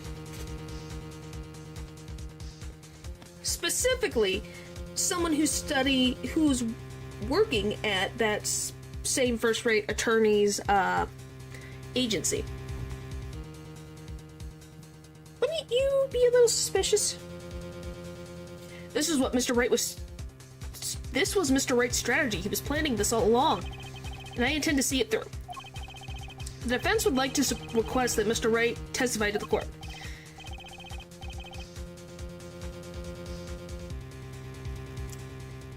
It too, Justice.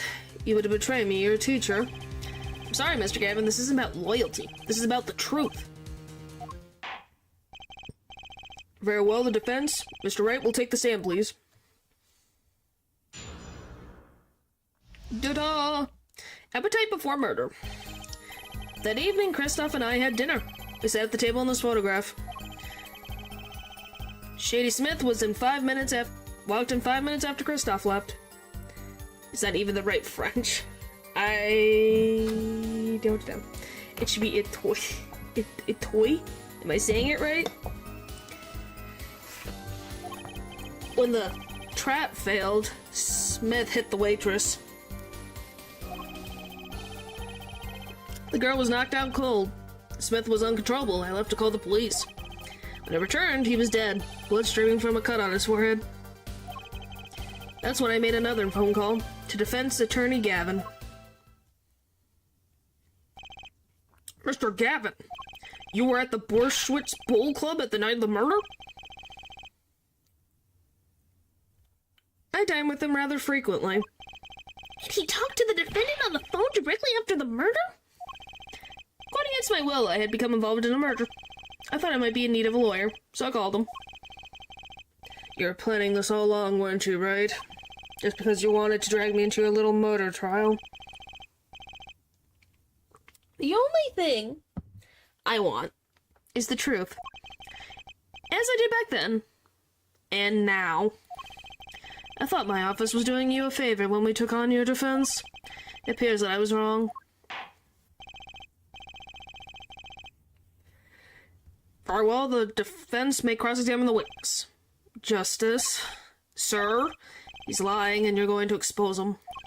Understood, sir? Mr. Gavin versus Mr. Wright. This can't end well. Why can't I have a normal trial? Because you're Apollo Justice. It's your job. That evening, Chris and I had dinner. We sat at the table in this photograph. Shady Smith walked in. Trap failed. Okay, let's just go from the beginning. You had dinner with Mr. Gavin? Yes, he dines with me at the Borschwitz Bowl Club quite frequently. We were enjoying a usual dinner at our usual spot, as usual. His heavy Latin roots. Usual? I always eat at the table closest to the piano. I see. Where Mr. Smith was sitting. In the history versus the most powerful lawyer of today. Yep. So the plates and such on the table were from your dinner? Indeed, the remnants of my meal with Christoph. We dined for 2 hours, then Christoph left. After that, Shady Smith sewed up. Shady Smith walked in. Okay, I wanted to... There we go. 5 minutes. Gee, but only in some contexts. Huh. So, the two of them could have passed in the restaurant during the time? That would have been a faithful encounter, to be sure. Oh, Mr. Wright, what was it you said? Christoph Gavin and Shady Smith may have met? I believe I did say that. Tu is you in Spanish. Huh. And here I was all nervous about this meeting, and now we hear that they just passed in the hall. That does seem a little weak as a pretense for murder. Oh, it would be if that were all that really happened. Come on, Mr. Wright. What are you hiding this time? All the secrets. Well, the trap failed. Smith hit the waitress. About this failed trap. This is the same trap that Miss Olga Orley mentioned. Plan was simple, elegant, rally. You see, we set up a trap of sorts. I was playing the card. Then deal 5 aces during one of their games. When the hands were revealed, Smith would call him out and search Mr. Wright. Then he would pull out the planted card and trap them with snapshot.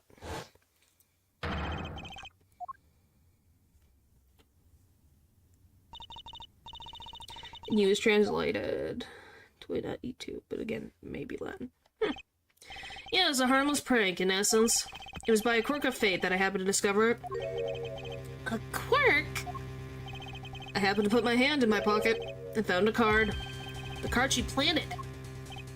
Yes, I snuck a peek at it and found it was the 5 of hearts. I had a feeling something might happen, so I disposed of the card. Sorry, I'm rambling. Before the game. Disposed? Where? There was an empty bottle of grape juice I had been drinking right beside me. I threw the card inside the bottle. An empty bottle of grape juice?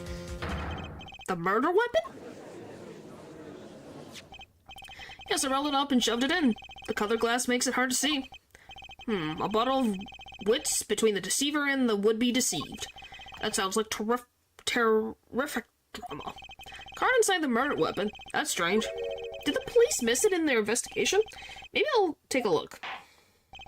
Mr. Wright, the pokerhead of courtroom number 3 approves of this battle of wits. Please revise your testimony with this new information. Excuse me. Sorry.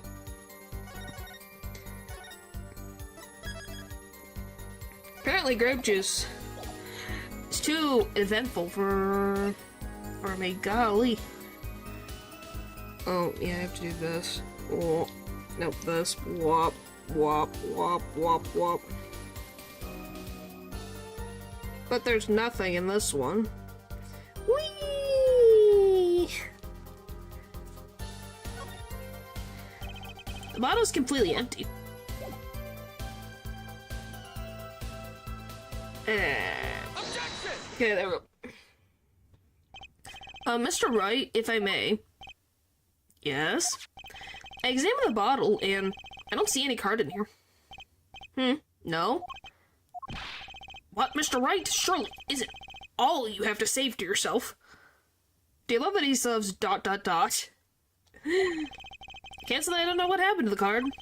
Put it in that bottle, however. Huh? Perhaps a fifth person came and took it out. Oh, and a sixth person could have helped. Mr. Glavin, Mr. Wright is your client. My apologies, Your Honor. I won't have you disparaging our investigation either. When we looked inside that bottle, there was nothing. So what's going on? Is Mr. Wright hoodwinking us again? Or did the card just disappear? In that case, any case, please continue the cross-examination. I'm afraid decisive contradictions call for decisive evidence. Oh. Push him harder, Justice. Break him? It's just you and the witness in the ring. Go for the KO. Why do I get the feeling we're not on our client's side anymore? Smooched.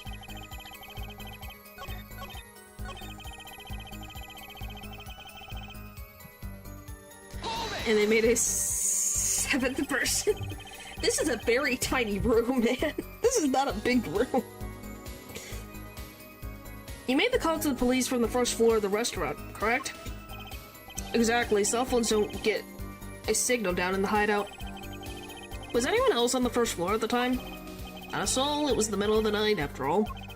So there, in the darkened restaurant, I called the cops. After making the call, I returned to the hideout. It didn't seem right to leave the injured waitress alone. This shirt is doing kind of well. Yeah, it was doing a lot more well than I thought. Sometimes, I don't know, the YouTube algorithm be nice and then sometime not be nice.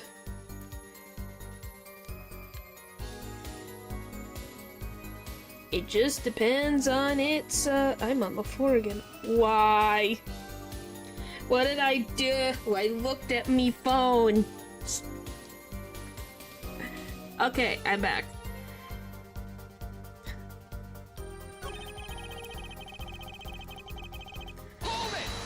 Golly. You made the call to the police from the first floor of the oh, I read that. What?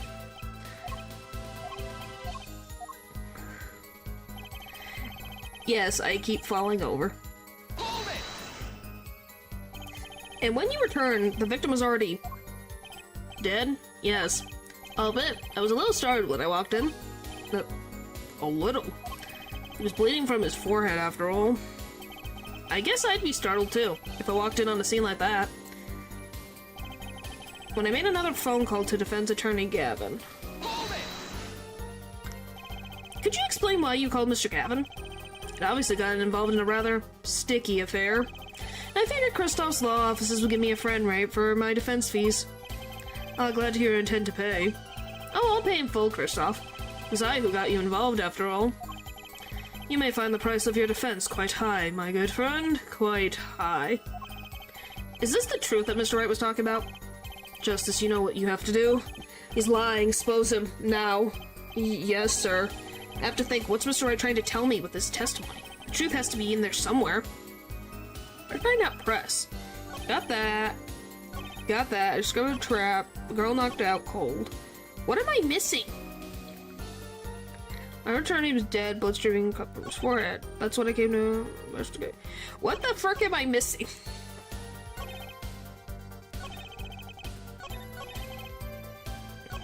I discovered the trap during the game and disposed of the card in the bottle. And it's not the bottle. What the frick do you want from me, game? Oh.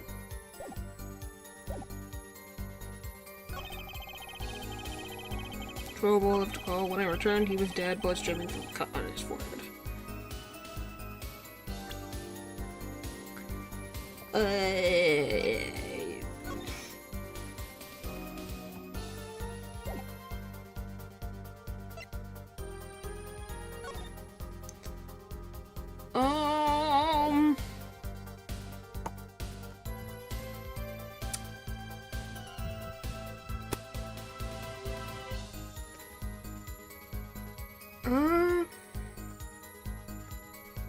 Get... Go. Hang on.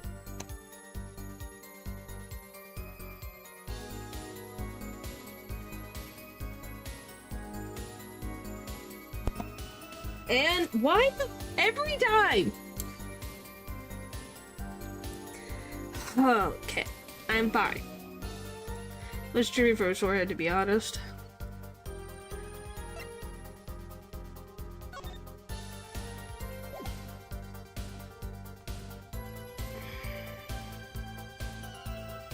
Objection! Nope, it's not that. Brack.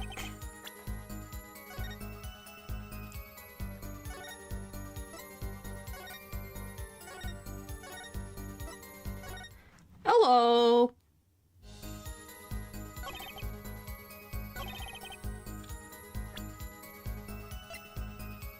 Objection! Huh. Alright, blah blah blah, we read that.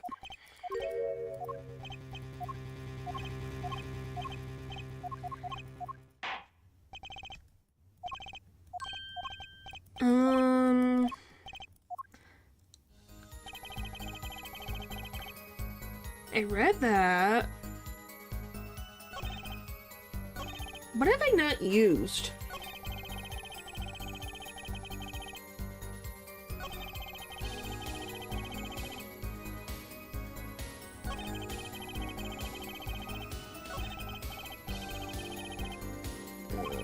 Justice, you know what you have to do, blah blah blah. Okay, so that's the ending thing.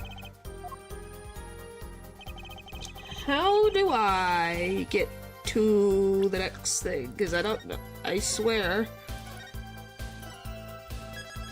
I've already pressed everything, so I have to present something, and it doesn't take the bottle.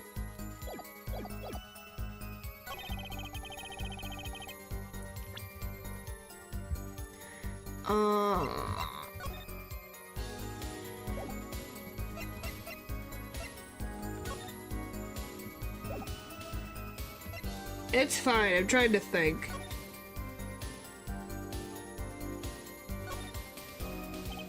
Wow, the battery's being held in with a piece of tape. He should just buy a new one. Maybe he can't afford it. Or he just doesn't care.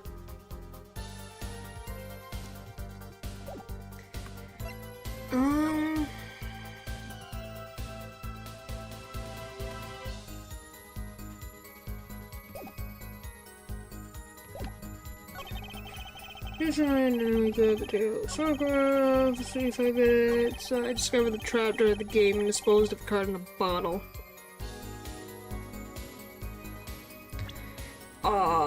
Is it this photograph? Objection! No. Thought I'd try.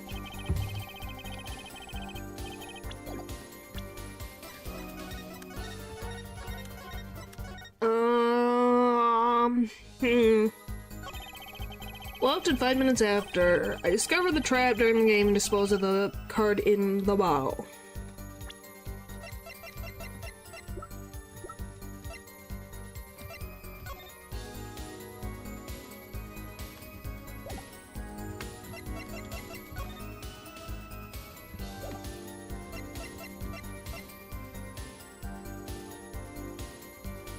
Objection! Oh. Alright, I'm just trying to do all. Let's see if any of these ones with the photo of it will count. Come on.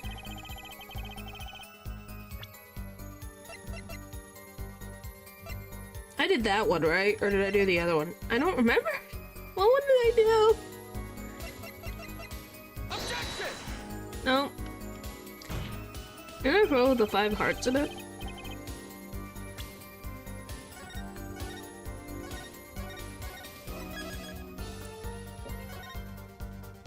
Oh, did I just save? Frick.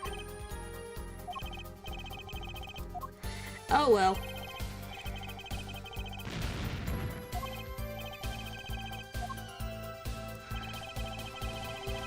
Wasn't there a card found somewhere else afterwards?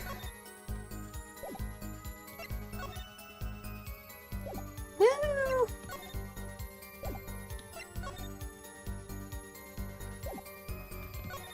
I just don't know how to get to the next stage, I guess.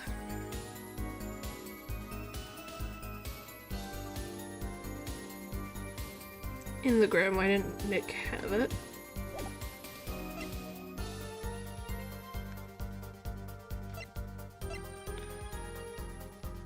You mean the phone was found in the ground?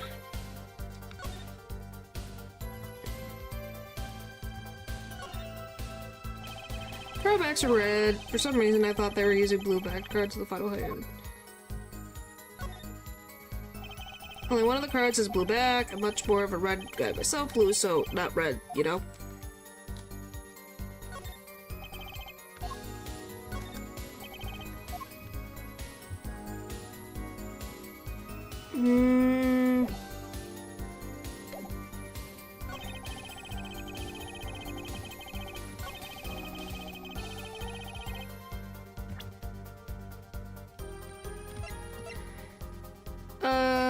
No.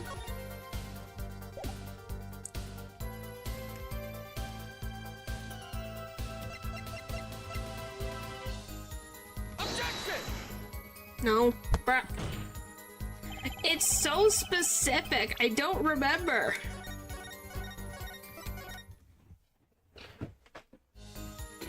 This is one of the ones that I don't remember. Okay, come on. Come on. Come on.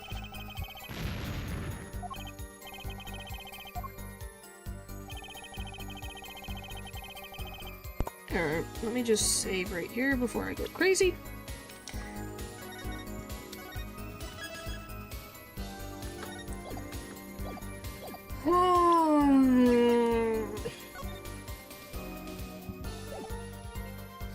Hope we're looking for something in the tutorial drought. Yep. I think that, Cole, you were right about the blood streaming from his head. I just don't know which one it is. So pick that one. Objection! Oh, there it is. Finally. Mr. Wright, if I may. Yes? Take a look at this photograph of the crime scene. See the victim here? He's wearing a hat. I wouldn't think you could see blood on his forehead. Good point. Oh, did we not? Oh, I'm confusing the thing. You'll see why I'm confused in a sec, because I confused the timing of things. Justice. Next time you point out an inconsistency, put a little more oomph into it. Mr. Wright, can you explain this to the court? Ah, I forgot to mention something. I was the one who put that hat on his head. Yes, I confused it. I thought he already told everyone that he put the hat on Shady Smith's head.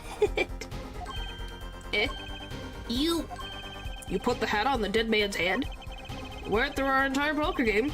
After calling the police, when I returned to the scene, his head was in full view.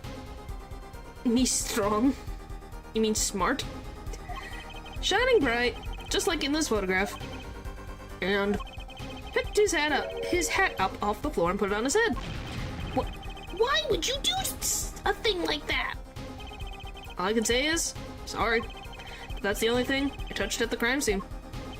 So, Miss Orley didn't see it? It being the victim's, his head? Think not. She was out cold. No, strong, not very smart. Okay. I believe I was the only one who witnessed his head. Here we go again. Mr. Gavin? Pardon. It just seems that our client is determined to lie his way through his case. Hey, he's still our client, isn't he? I believe that's enough of that. Mr. Gavin? This witness's testimony is more like a travesty. It's riddled with lies. I'm beginning to see how you came to lose your attorney's badge 7 years ago. There you go! If you guys want to know what happened 7 years ago, there you go. That's what happened to Phoenix. 7 years ago. And why he is currently a piano player.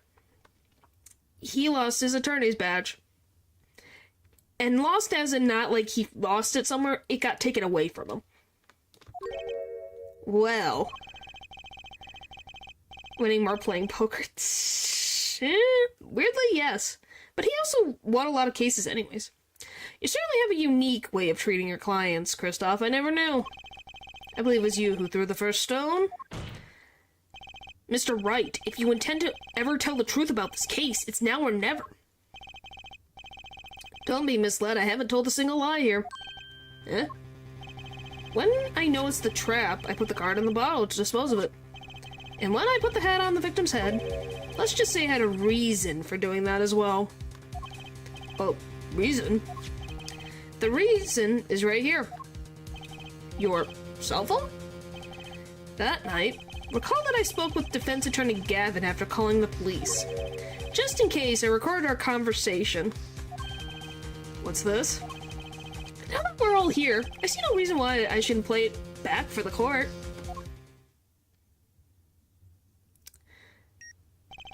Kristoff, I seem to be in a bit of trouble. What's this? Game not going well? Something like that. That gentleman who challenged you, he turned out to be good?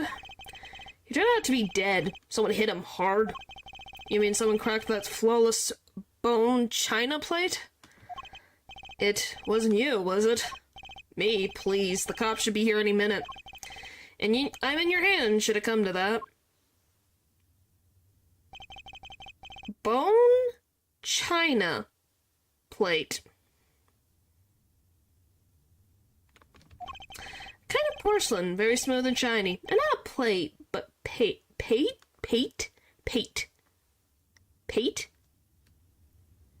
Huh? I think you're referring to a certain gentleman's balding forehead.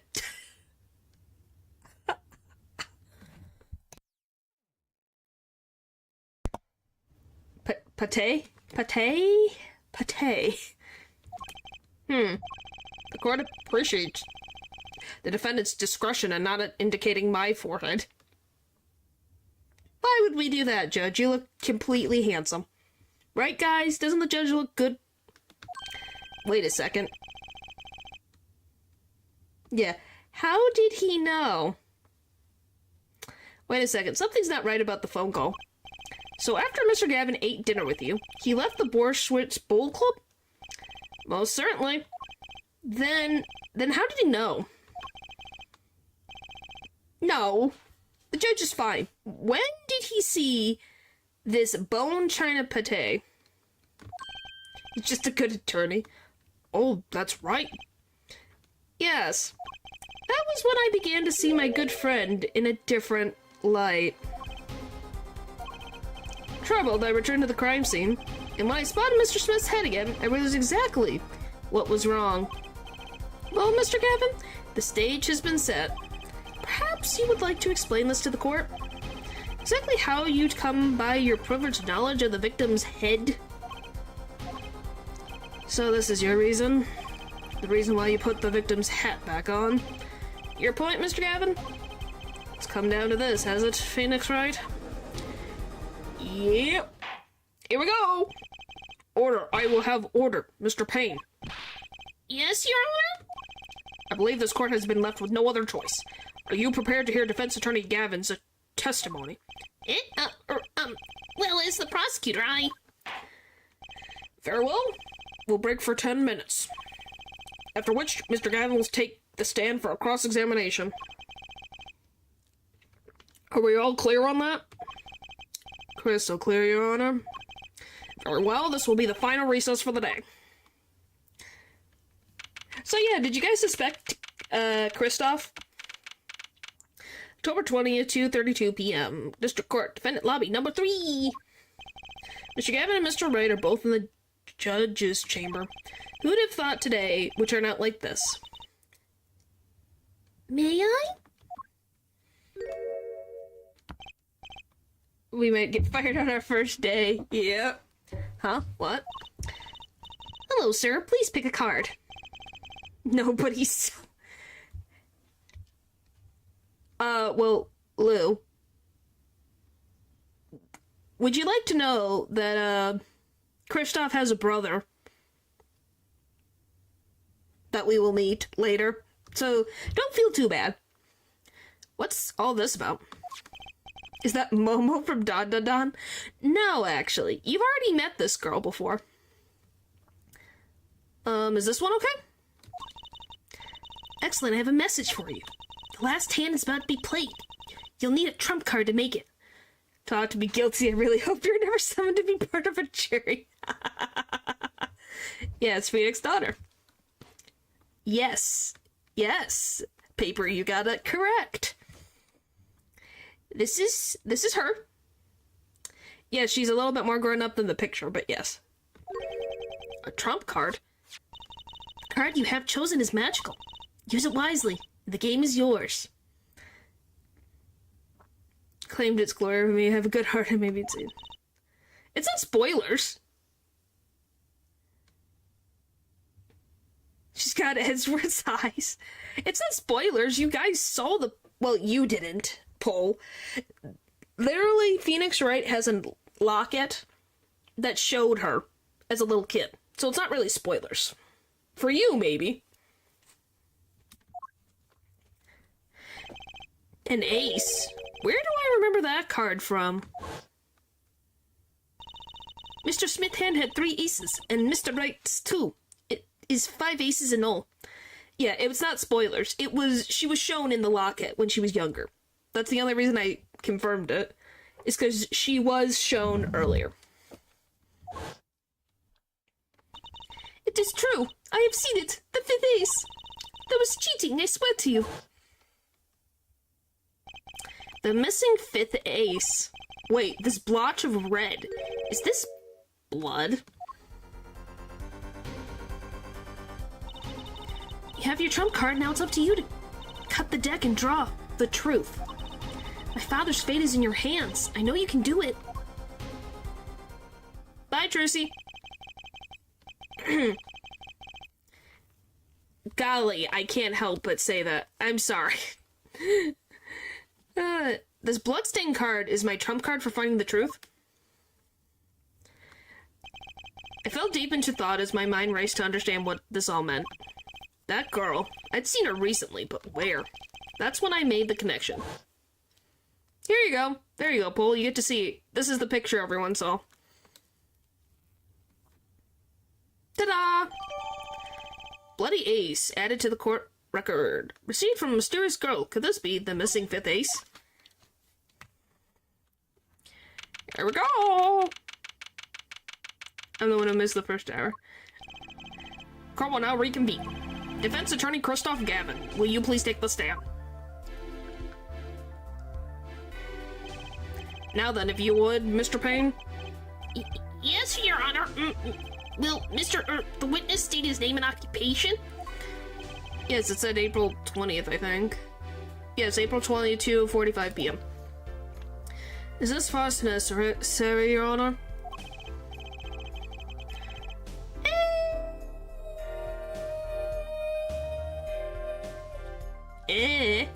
What do you think, Lou? That's my brother's birthday. The poor soul. Believe me, far stranger things have gone on in this courtroom. Fine, I'll play along. First, there's one thing we need to have made clear. How did you know about the secret beneath the victim's hat? By secret, I'm guessing he means the fact that Mr. Smith was bald. Forgive my curiosity, but what is it about this fellow's head? Your Honor seems to have an innate interest in it. Objection!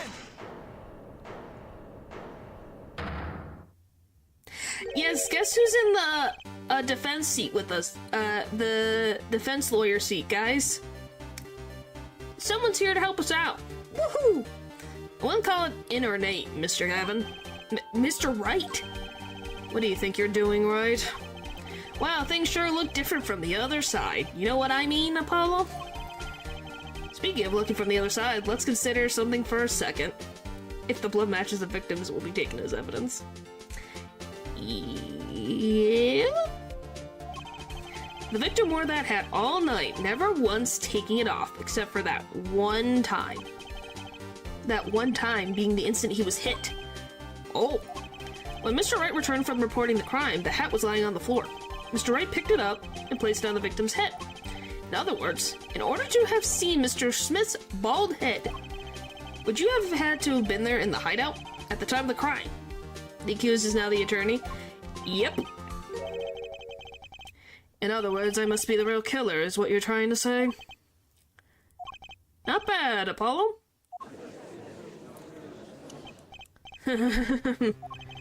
Mr. Gavin? Afraid that I haven't been entirely honest with the court. What? Oh, I assure you, I've had the noblest of intentions. I did it all to protect my client, Mr. Wright. Yet I'm afraid in the current situation I see little reason to hide anything. Very well, allow me to tell you the truth of what happened that night. Are you ready for the showdown?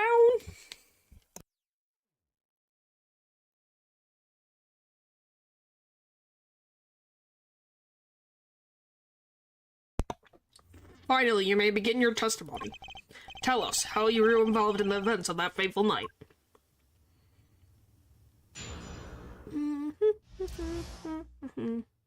That fateful night. The rage I sensed in that man that night troubled me, so I returned to the club. I went down to the basement and peeked in through the little window to the hideout. It must have been right after the murder took place. The victim was dead as he appeared in the photo.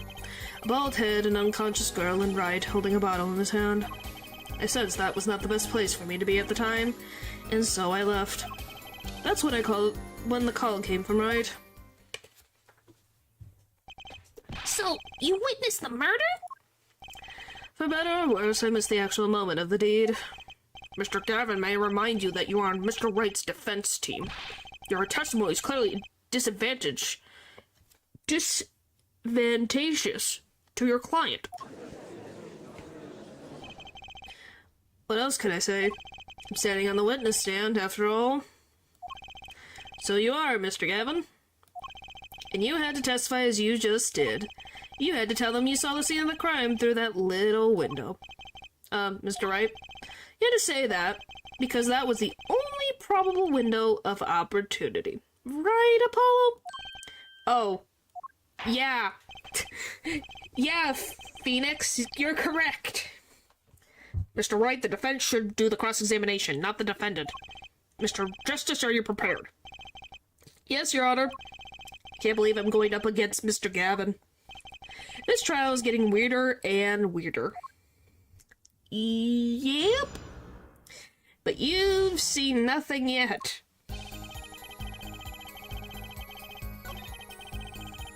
Hold it! The little window. You mean the one used to keep a watch up the stairs? He's just breaking and bending every rule just because he can and more experience, like he made the court building or something. Yep. Yes, a relic of the ancient past. The Black Marketeers used it, I believe. Why did you go through the trouble of peeking in through the window? Wouldn't it have been easier just to open the door and go in the room? I didn't want to upset Wright, you see. Upset Mr. Wright? Yes, what if my fears had been unfounded? I'd be walking down the match. Bad form, to say the least. So far, everything he's saying makes sense. Must have been right after the murder took place.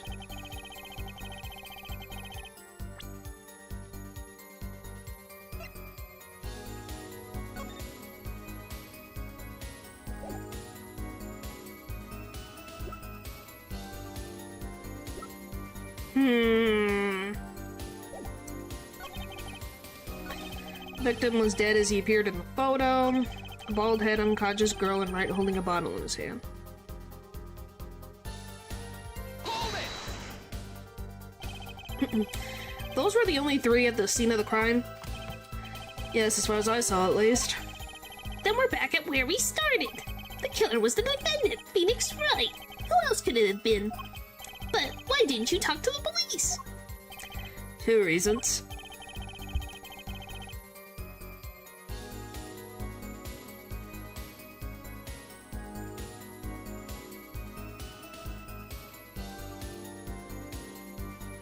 Yes, they have the fingerprints on the top part of the bottle.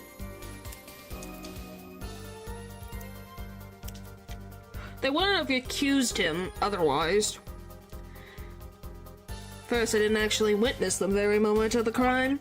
Second, my office was asked to defend, right? But after seeing what I had seen, I couldn't abandon my friend. There must have been someone else there at the moment of the crime. Justice, I just said I saw no one, not a soul. But that goes against what Mr. Wright said. Ah yes, this mysterious 4th person. Who would conveniently be the real killer, I suppose. Glad to see we agree, Mr. Gavin.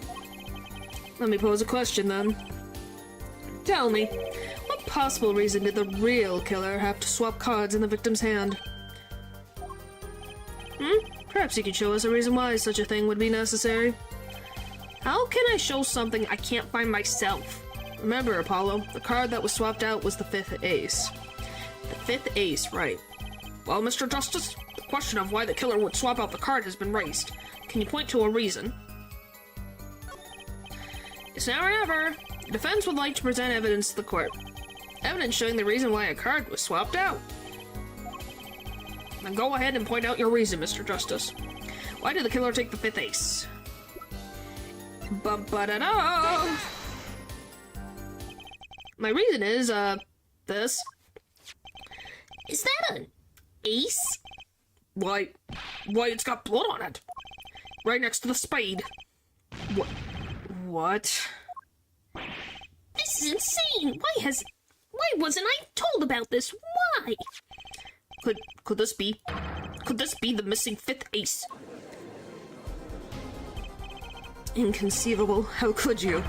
What are you doing with that card? Well, that's the thing. Why is Mr. Gavin so upset? It's just a fishy card from some fishy girl. Oh, that card? It's mine. That is, I picked it up at the Borswitz Bowl Club that night after the murder occurred. I gave it to my daughter. Cards are her stock in trade, after all. No, impossible and unacceptable. The court can't accept this evidence. It's a fraud. Fraud? How can you be so sure? What? I would think the only person who could claim it was a fraud would be the one who took the real card from the crime scene. The real killer. Allow me to elaborate. What if this trace of blood was the reason? The reason for the killer to take the card from the scene of the crime. Where are you going with this?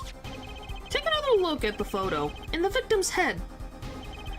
At the moment of the crime, his hat fell to the floor, and a trickle of blood ran from his forehead down the back of his head. Couldn't a drop of that blood have fallen on one of the cards? You knew this Christie was suspicious. I suppose. The killer then took the card to hide the blood.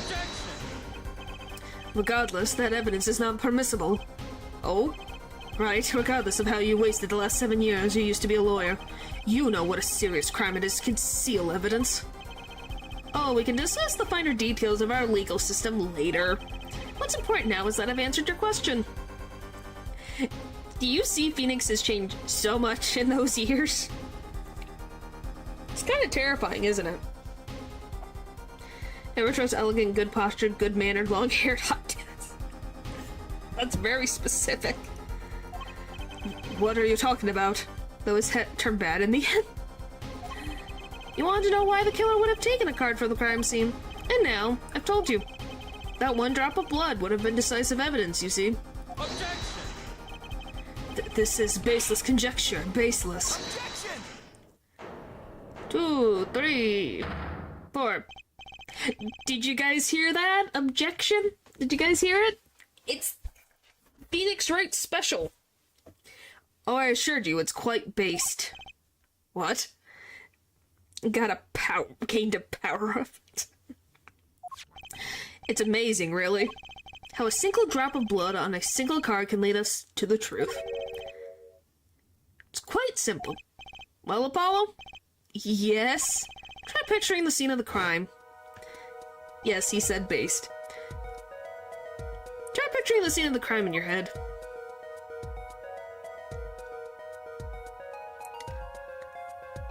You see what I mean by being a tiny room. It is a very tiny room. The murder took place in the hideout. The body of the luckless victim was found on the poker table. And before the killer swapped a card out, there was a single card with a drop of blood on the victim's hand. Given this, there's one decisive problem with this scene. Well, what is it? Do you guys know what's going on? Can you guys see what's wrong with the scene?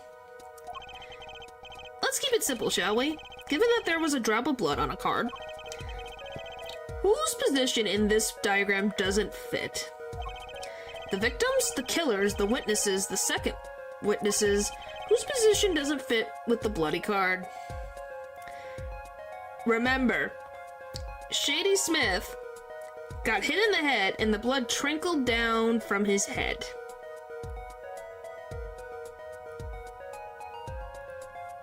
Yep, it's the victim. Well, isn't it the victim's position that's the problem? I don't follow your logic here, Mr. Justice. Well, look, the victim was struck on the head, sending him back in his chair. You'd think any blood would have fallen behind the body, not onto the table in front of him. Ah, take a look at this photo again. If he bled in this position, the blood would have fallen on the floor, not onto the cards. Why, that's right, so what does this mean? Incidentally, we were sitting in swivel chairs. Swivel chairs? Oh man. Apollo, try turning the chair around.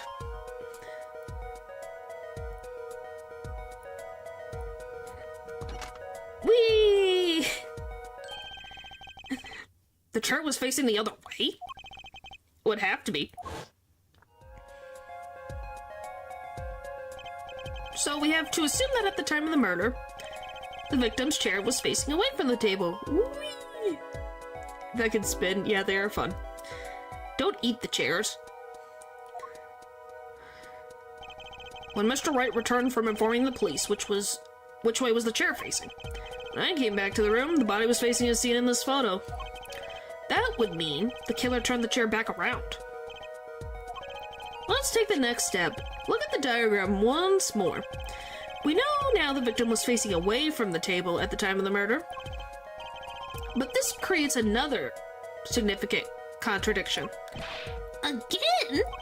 Let's test your reasoning skills again, shall we?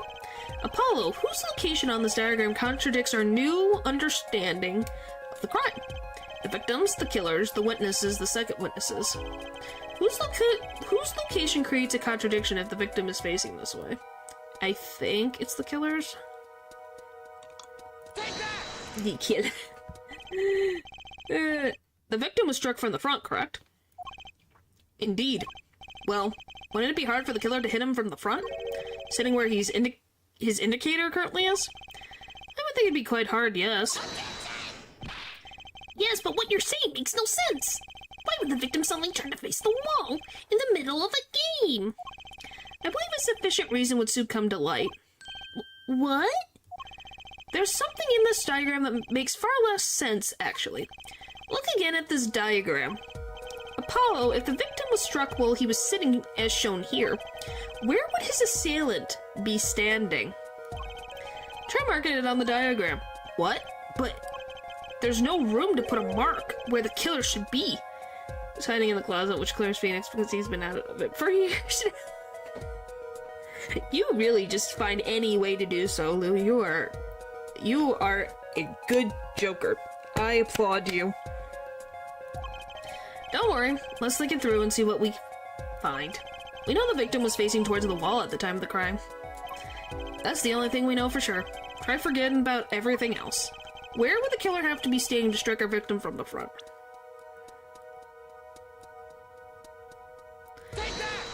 Yes, you are on fire today. It's freaking amazing. The killer had to be standing, well, here. You get points for flair, but that's about all you get. I thought I was onto something there, too. I hardly need to point out that standing there would be impossible.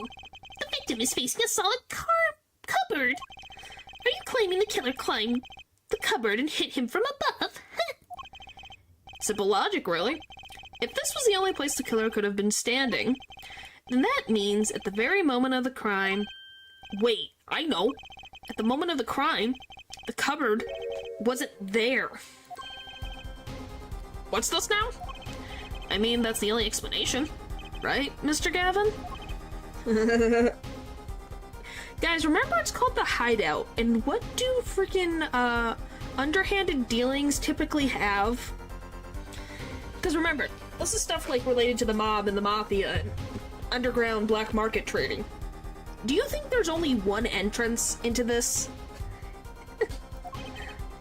Yes, Paul, you got it right. Your Honor, I have a suggestion for the defense. We should arrange to examine the cupboard in the hideout immediately. The bottle across the table. Bailiff, send a team to the crime scene immediately. Have them try to move the cupboard.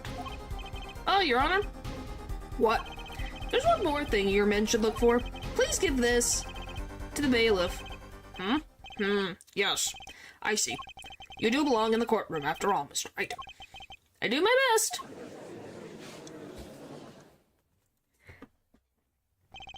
But let's forge ahead here while we wait. Look at the diagram once again. It's been changed. If the killer's standing here at the time of the crime, then this cupboard wasn't here. Which means... Apollo, try moving the cupboard. So guys, what happens if I move this cupboard?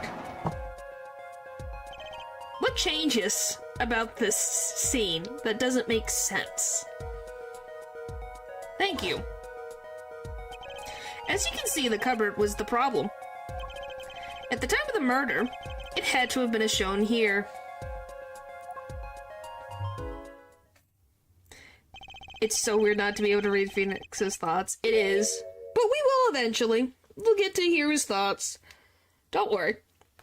Now everything is in place to reconstruct the moment of the crime. Oh my. What's this? What is it now? Look at the diagram of the crime scene once more. It appears we found yet another contradiction. What I believe to be the final contradiction, in fact. Huh? Oh dang. Notice something, Apollo? Our line of deduction is rapidly approaching its logical conclusion.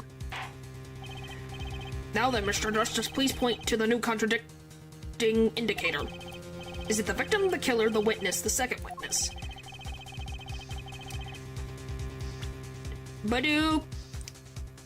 Boop. So yeah, what have you guys thought about this case? About this cupboard, are we all okay with assuming it was moved? Sure, why not? Well, if it was, something really doesn't fit. The cupboard would completely cover up the window to the stairs. So much fun. I'm glad. That's right, someone standing outside wouldn't be able to see in. Someone like Mr. Gavin. What did you say? Way to introduce new status quo. Oh, is the coolest defense in the West losing his cool a great first case? I'm glad. Like I said, I watched this case a long while, like years ago, but I still remember it because it's that good of a starting case. It's like, oh my gosh. You only need these people, and it's such a small case, but it's so well constructed. It's great. Don't expect me to play along with your little game, right? It's only a game until someone gets killed, Mr. Gavin. And someone was, while the window to that room was blocked by a cupboard. Sit 'em up, people. Yep. So, Mr. Gavin, perhaps you'd like to explain to the court? Traditionally long as Great Ace Attorney. Yeah! But that's also because Great Ace Attorney is like at the end of the whole game franchise at this point in time, so yeah, there's gonna be a lot of stuff there. Exactly where did you witness the crime scene from? Excuse me, Your Honor. Order, this is the court of law and I will have order. Hi, Natural, we're almost done. We just now received word from our investigating team at the Burschwitz Bowl Club. First case is not my... Yeah, Great Ace Attorney first case is not my favorite. Which is fine. They've examined the cupboard in the hideout, Your Honor. Oh, and what did they find? Well, Your Honor, turns out there is a secret passage behind it. What? Or Pain. What? Ah, yes, I believe I mentioned something of that sort before. This is one of the tricks to the room many of our regulars know about. I do remember him saying something about that now that he mentions it. Apologizes where Phoenix is at his peak. Well, yeah. Because we're not in the driver's seat. The player isn't controlling his mind. This is how Phoenix is all on his own. It's pretty impressive. And terrifying. I would want Phoenix as my defense attorney. Secret passage is a handy thing to have when you're engaged in illegal goings-on. Never know when you might need to duck away from the eyes of the law. So the room has a secret passage. Where does it go? Game Gojots. The other side connects to the restaurant above. The underworld bosses could get away from the cops and enjoy a cold bowl of Borschwitz, no doubt. Not just me. It's not just me, it's any player, thank you very much. He's the ace attorney. Yep.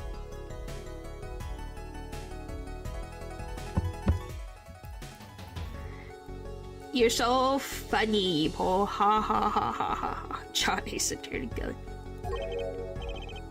Just like our killer.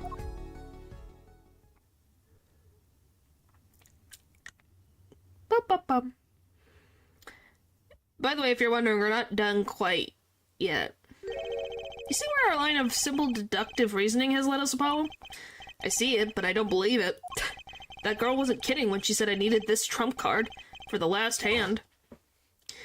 The player is legendary trainer, but he is played by kids. Yeah. Playing 4D chess. Yeah. At the time of the murder, the window was blocked and the victim's hat was off his head for the few minutes between Mr. Smith's murder and Mr. Wright's return from calling the cops. In other words, the only place anyone could have seen the victim's bald head was from inside the hideout. Well, Mr. Evan? Come on, say something. Dare I ask what really happened that night? Actually, I think we can probably figure it out ourselves at this point. That night, for whatever reason, our killer had a date with Mr. Smith. A date with destiny. Then he crouched hidden in the secret passageway behind the cupboard, holding his breath, waiting for just the right moment. Then the chance came, and he took it. Blah.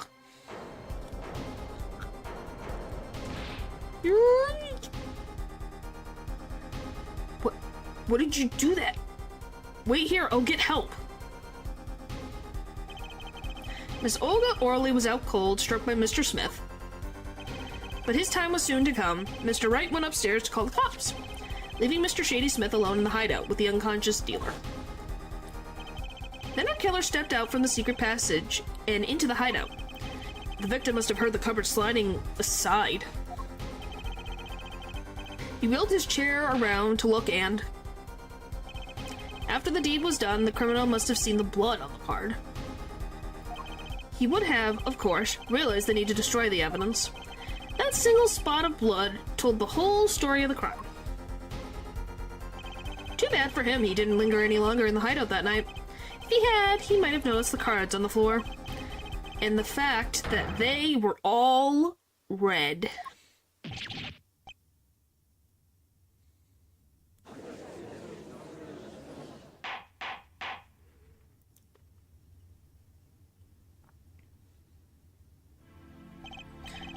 Well, it seems this trial is taking yet another turn.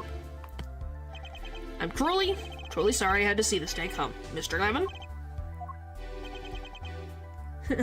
Mr. Gavin? Mr. Payne? Yerk? Yes, Your Honor? Prosecution will continue its investigation. As for Mr. Phoenix Wright, the defendant, he is hereby cleared of all suspicion. Believe me when I say that I don't believe this is happening, Mr. Gavin, but I'm afraid circumstances call for me to issue a warrant for your arrest. Immediately. Objection! I told you, we're not done quite yet. Oh, no need to apologize. I'd rather enjoyed myself. It's not every day you get to witness a legendary attorney's dirty tactics firsthand. Your point, Mr. Gavin? Frankly, Your Honor, I'm shocked that a person of your caliber would be taken in by such a low-grade parlor trick. Excuse me? The defendant is clear of all suspicion. This is hardly the time for jokes, Your Honor. Mr. Wright hasn't proven anyone's guilt or innocence here. For what he has done is used illegal evidence to put the blame on someone else. And not just anyone else, but me, his own defense attorney. Illegal evidence? Objection! Let me ask you, Mr. Gavin. Is there still any reason at present to suspect me of wrongdoing? Of course. This bottle, for instance. The bottle of grape juice Mr. Wright was drinking. How do you intend to explain away the fingerprints on the murder weapon? And not just any fingerprints. Am I right, Mr. Payne? Actually, yes. The fingerprints on the bottle were, upside down. I seem to recall this being an issue earlier. The court in this case demanded an explanation. I can think of only one reason why you would hold a bottle upside down, and that is to hit someone with the bottom of the bottle. Well, Your Honor? So yeah, I told you, he's got one little bit left in him. I'll see how the caught fish squirms to the last. Well, Apollo? Yes? Your boss seems awfully concerned about this bottle still. But I'm sure you can come up with a suitable explanation. Just like that. Yeah? Just like what? Why would anyone grab a bottle upside down other than to gulp? Don't let him trick you into thinking his explanation is the only legitimate one. Is there really another? Take another look at the court record. I believe you'll find a simple answer there in plain sight. How about you just say the answer in plain words? Yeah, then boss around Apollo and make him answer for them. Yep. It would be hasty to deliver a verdict with unanswered questions, indeed. Well, Mr. Justice, Mr. Gavin said the court, in this case, demand an explanation. Don't worry, Justice won't leave until justice is done. Perhaps the defense would care to enlighten the court?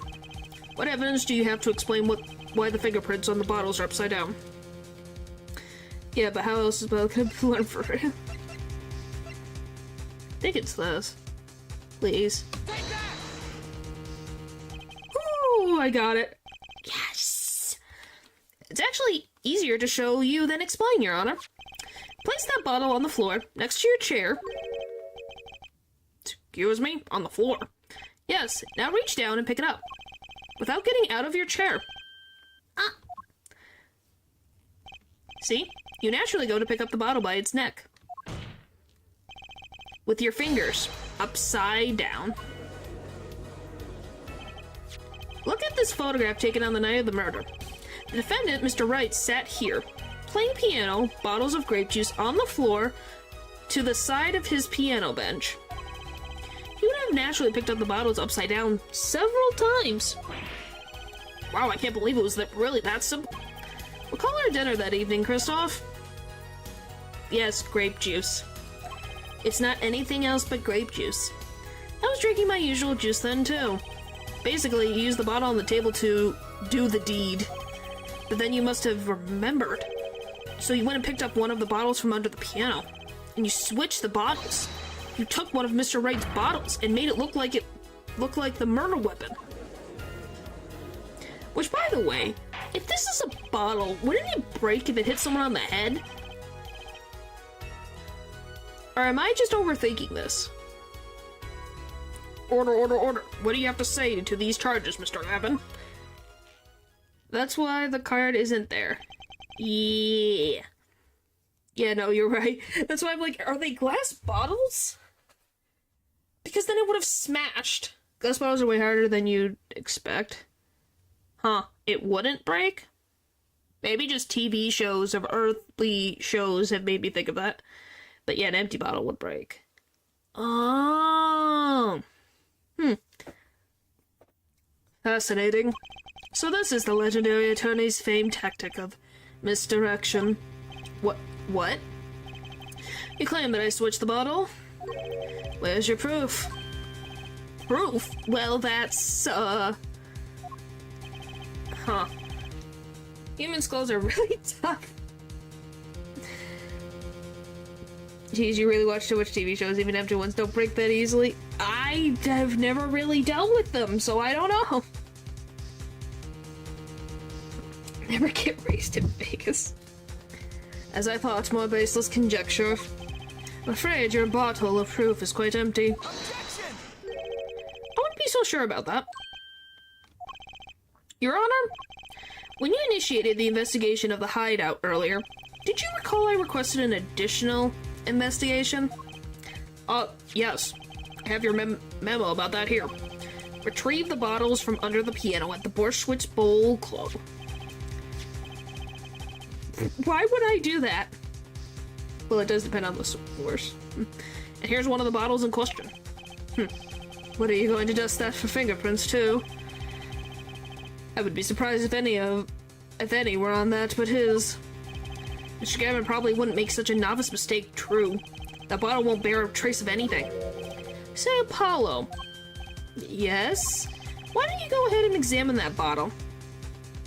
Now, guys, do you remember that there is a card missing? Lou talked about why the card's missing. But why? Just humor me. Mr. Wright, that bottle will solve this case once and for all. What? That's some bottle. Ta-da! There's something inside the bottle. Because remember, he did it before the game.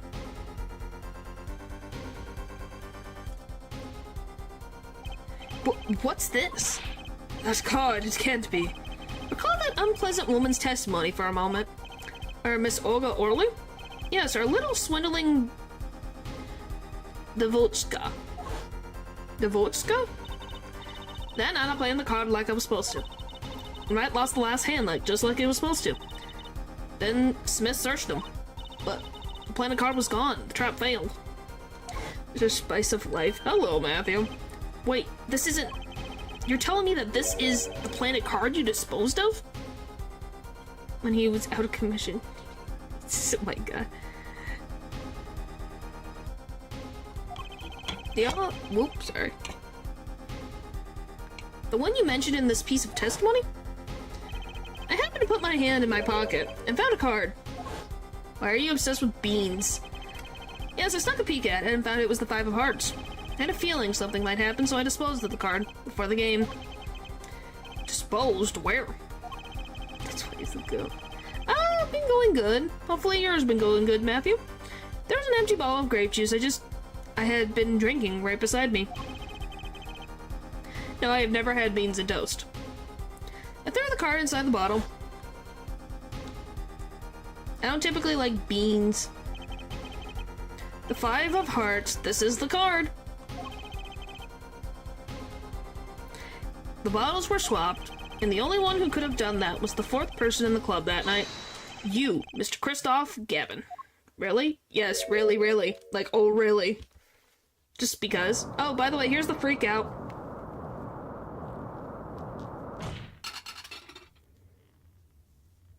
I don't really like the texture.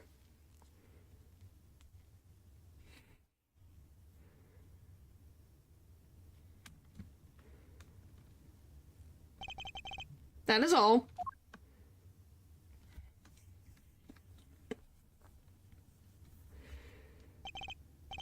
Is this your idea of revenge, Phoenix, right? Well, have a good sleep, Matthew. Thanks for stopping by. Revenge? Revenge for the events that took away your attorney's badge 7 years ago. My past is like my logic, straight and true. Nothing's changed. And all I did was point the finger of justice in the proper direction. Fine. I'm glad we could have this little tay, right? This is insane! What about me? Don't I get to prosecute anyone?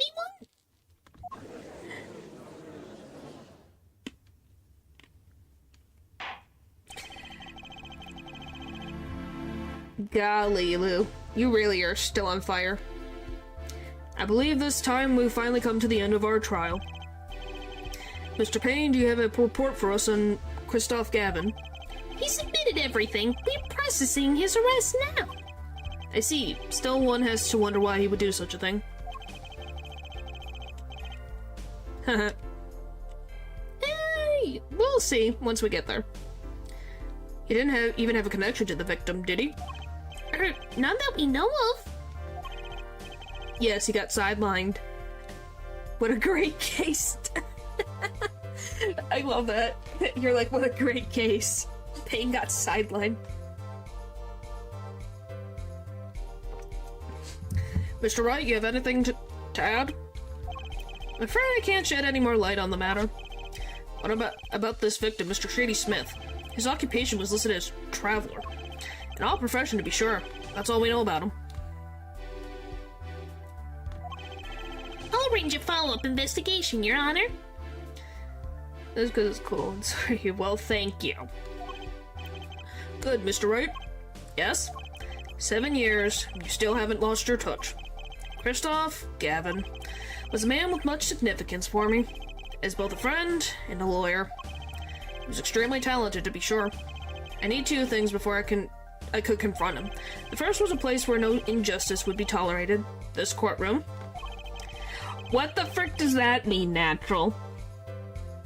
What does that mean?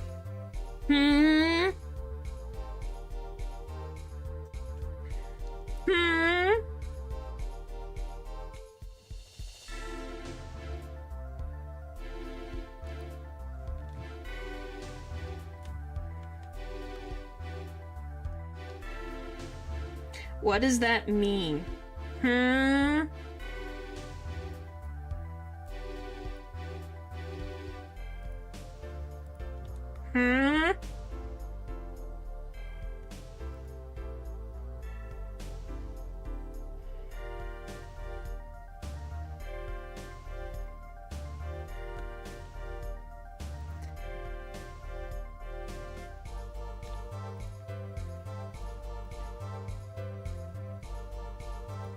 Big red dog.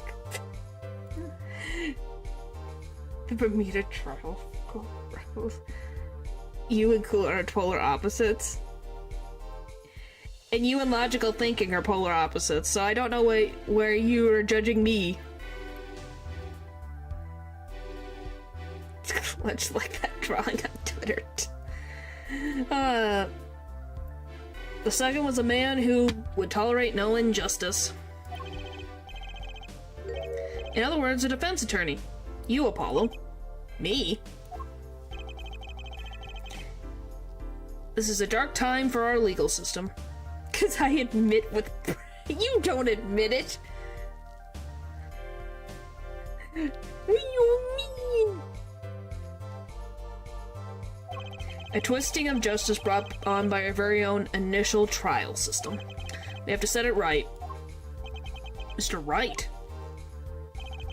Our work lies ahead of us, and I, for one, am looking forward to it. Well, this seems like a good time to announce a verdict. This court finds the defendant, Mr. Phoenix Wright, not guilty. Well, you put it in all caps.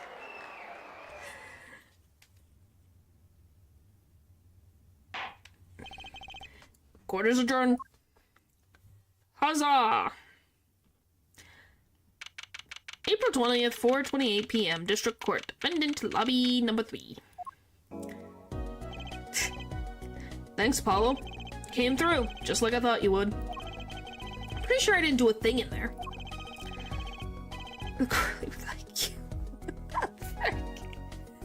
Okay, wow. Okay, Paul, maybe a little too far. It was you who cornered Mr. Get the killer. Couldn't have done it by myself. You sensed it too today, didn't you? Your ability? Ability? Yes, the sensitivity I lack. You come to understand it soon enough. Wait, I wonder if he means... this whole thing.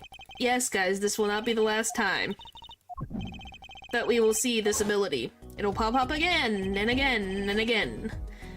What was that, Mr. Wright?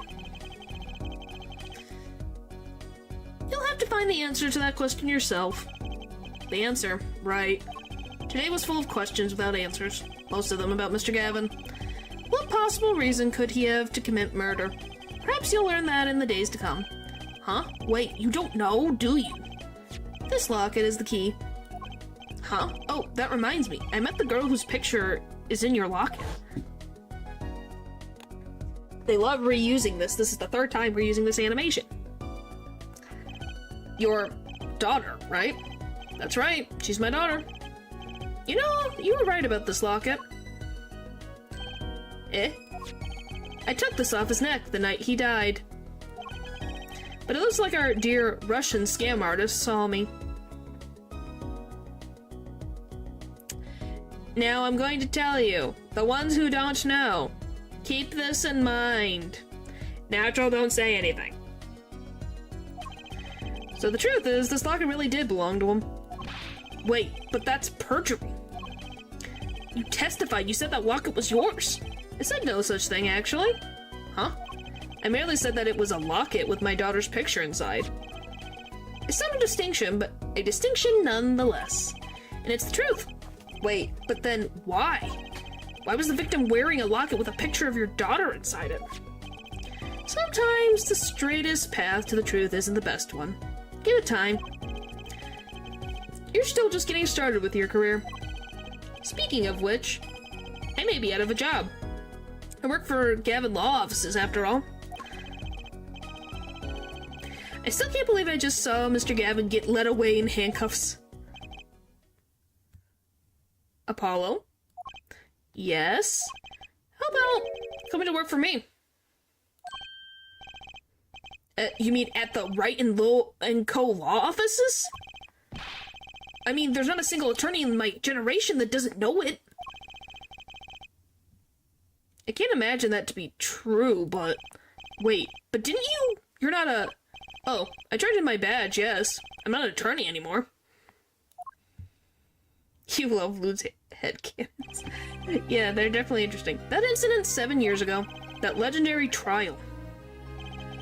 And at the middle of it all was one man. Phoenix Wright. The case reached its sad conclusion, and he left law for good. Have you ever thought about coming back to the courts? I'm not qualified to stand in a court of law, I'm afraid. Didn't you notice in today's trial? There was a single piece of forged evidence. Forged evidence? What are you talking about? Talking about the evidence that shouldn't have existed. A naughty magician's trick. One piece of evidence struck me as odd, it's true. Just as it seemed, well, too perfect. I bet this was the forged evidence. Ba-doop, ba-doop, ba-doop, ba-doop, ba-doop. You mean this, don't you? I got this from your daughter, Mr. Wright.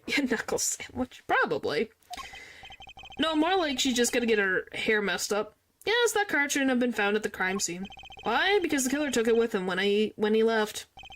Leaving the wrong card in its place. Luckily for us. The court can't accept this evidence, it's a fraud. Fraud? How can you be so sure? I would think the only person who would claim it was a fraud would be the one who took the real card from the crime scene. The real killer. My verdict was already handed down 7 years ago. Then you really... Yes, I forged this card. I looked at the crime scene. Should have told you it wasn't real.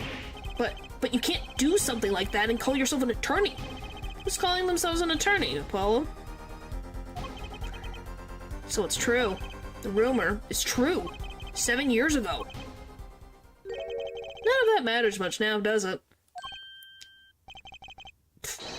Ah! I punched him. It's your story from here on out, Apollo. Perhaps I can help you turn the next page of my office address. Drop in if you like. Mr. Wright. Oh, about your uppercut. Try yelling, "Take that," next time. I find it packs a little more of a punch. And Apollo, thanks for today. I had a really good time. Did I remember? And with that, Mr. Wright walked out the door. And that's how my first trial ended. A lot of mysteries went unsolved. And, at the time, I had no idea they were all related. Every mystery that day, connected by a single thread of logic. You shave or you wax, that's all I can tell you. I'd find that out soon enough. Yeah. Yes, we're gonna be playing... Right, played everyone like a fiddle. Yes. We are going to be playing this infamous case in this game. My name is Apollo Justice, attorney at law, and this is how my story begins. The end. Woo! First case done! Turnabout card. What do you mean circus? No. I don't want to go to circus. Okay, so do you guys want to see the little opening for the next case? Or do you want me to wait till next time? Because I can show you guys the little animatic at the beginning. Or do we wait till next time? S tier case.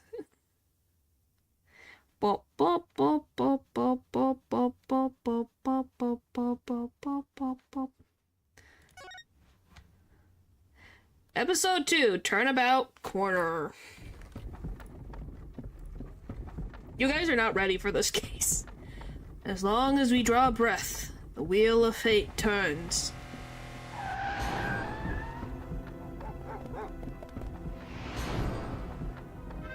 Oh, they updated this so well.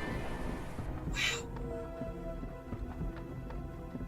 I really love what they did for this case. Spinning big crimes and little crimes together. And when the wheel stops...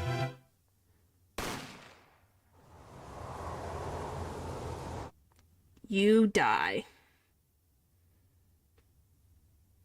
It was real. They really updated that. June 15, 9:12 a.m. Writing call offices. 2 months ago have passed since Mr. Gavin's arrest. My first trial, and I lost both my mentor and my job. Yeah, I'll admit it. I was screwed. But even when I hit bottom, I told myself I'd never come here. Honest. Here being the legendary Wright and Cole law offices. Okay, Justice, time to stop trembling. Oh, you must be here for the interview. Right this way. Huh? Hello there. You found the right place. Welcome. What's with this girl? Well now, shall we begin? Begin what? Right, first things first. Any special talents? Talents? Yes, well, you must have at least one. Isn't she training?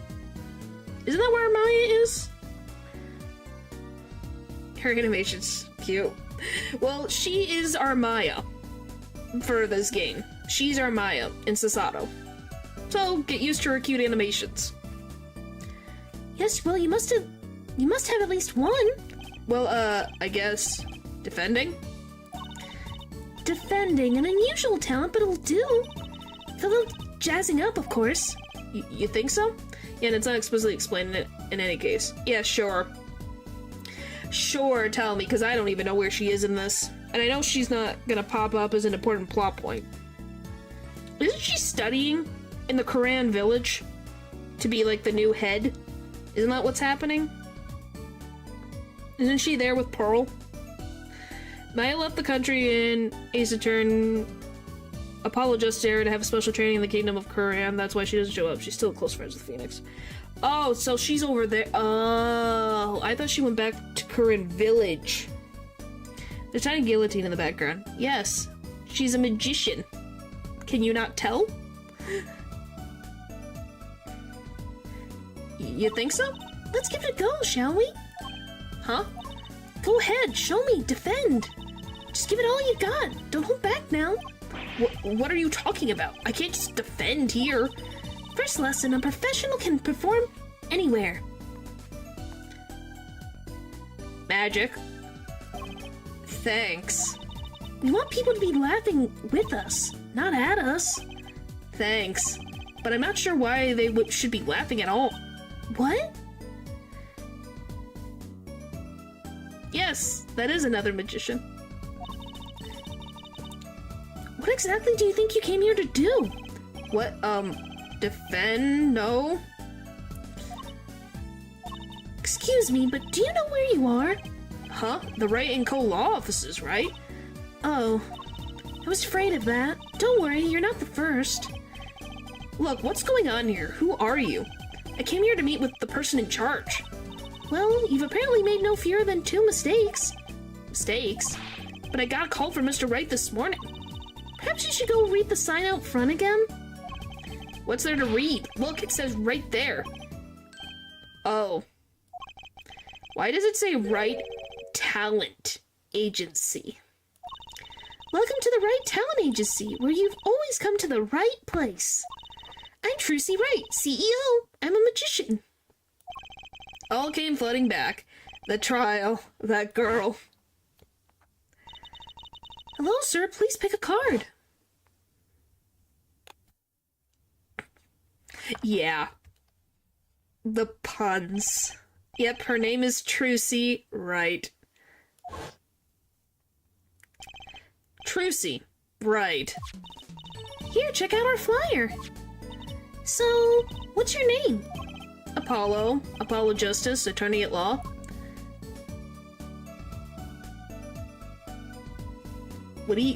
Who's that? If you're wondering, I forget, well, here's the thing. If you guys paid attention, you'll know where Phoenix is. I know Natural knows where Phoenix is. I'm not gonna tell you where Phoenix is. But yeah. A pianist who can't play a lick. Formerly an ace defense attorney of some renown. Trucy Wright, 15. Future stage magician in training. Apparently the daughter of Phoenix Wright. It's all over our hearts. Oh, so you guys are gonna enjoy having her around? You guys are not ready for this frickin' case. This case is frickin' wild. Would you agree, Natural? Her big eyes. Well, she's 15. Of course. But yeah. Natural, do you agree that this case is frickin' wild? That is an understatement. Oh boy. We always like the companions in these games. Well, I'm glad. But yes, this, yes, Natural mentioned the circus. This one's not as bad as the circus, there's just a lot of stuff going on. So imagine, like, the circus case that we dealt with. But this one actually makes sense. Spoiled, rotten, protect her at all costs, massive daughter energy. Well, I'm glad you guys all like Trucy. No, she does not die. Of course not. Why would we ever do that? Phoenix can never freaking die. So why would her daughter? Why would his daughter? I'd be kind of terrified if that was the case. But yeah, so next time we'll deal with case 2 and you guys get to see her again. So I know you guys are gonna be all excited. Alright, so thank you guys for watching the stream. And I will see you guys. Oh wait, there's something I want you to react to again. Why is it always... Why?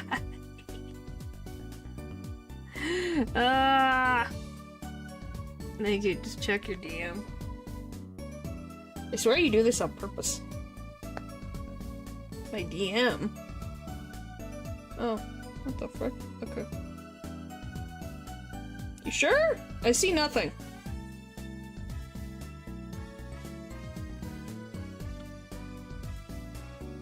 Well, we'll wait for the end in order not to disturb the streams. Well, I'm glad. I see nothing.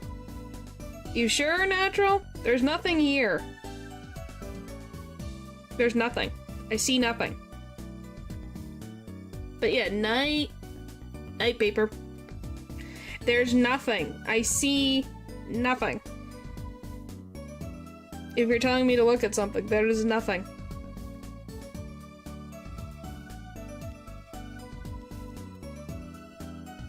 Two is great. Huh. I have never... I'm lagging.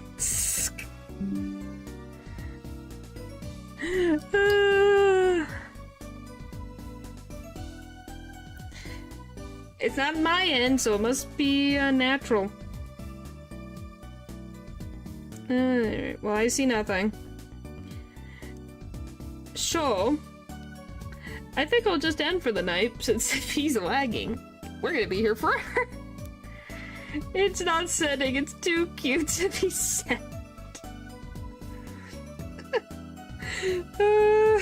It's lagging. It's probably Trucy, isn't it? Yeah, check it later. Alright, thank you guys for watching the stream, and I will see you guys next time. Bye!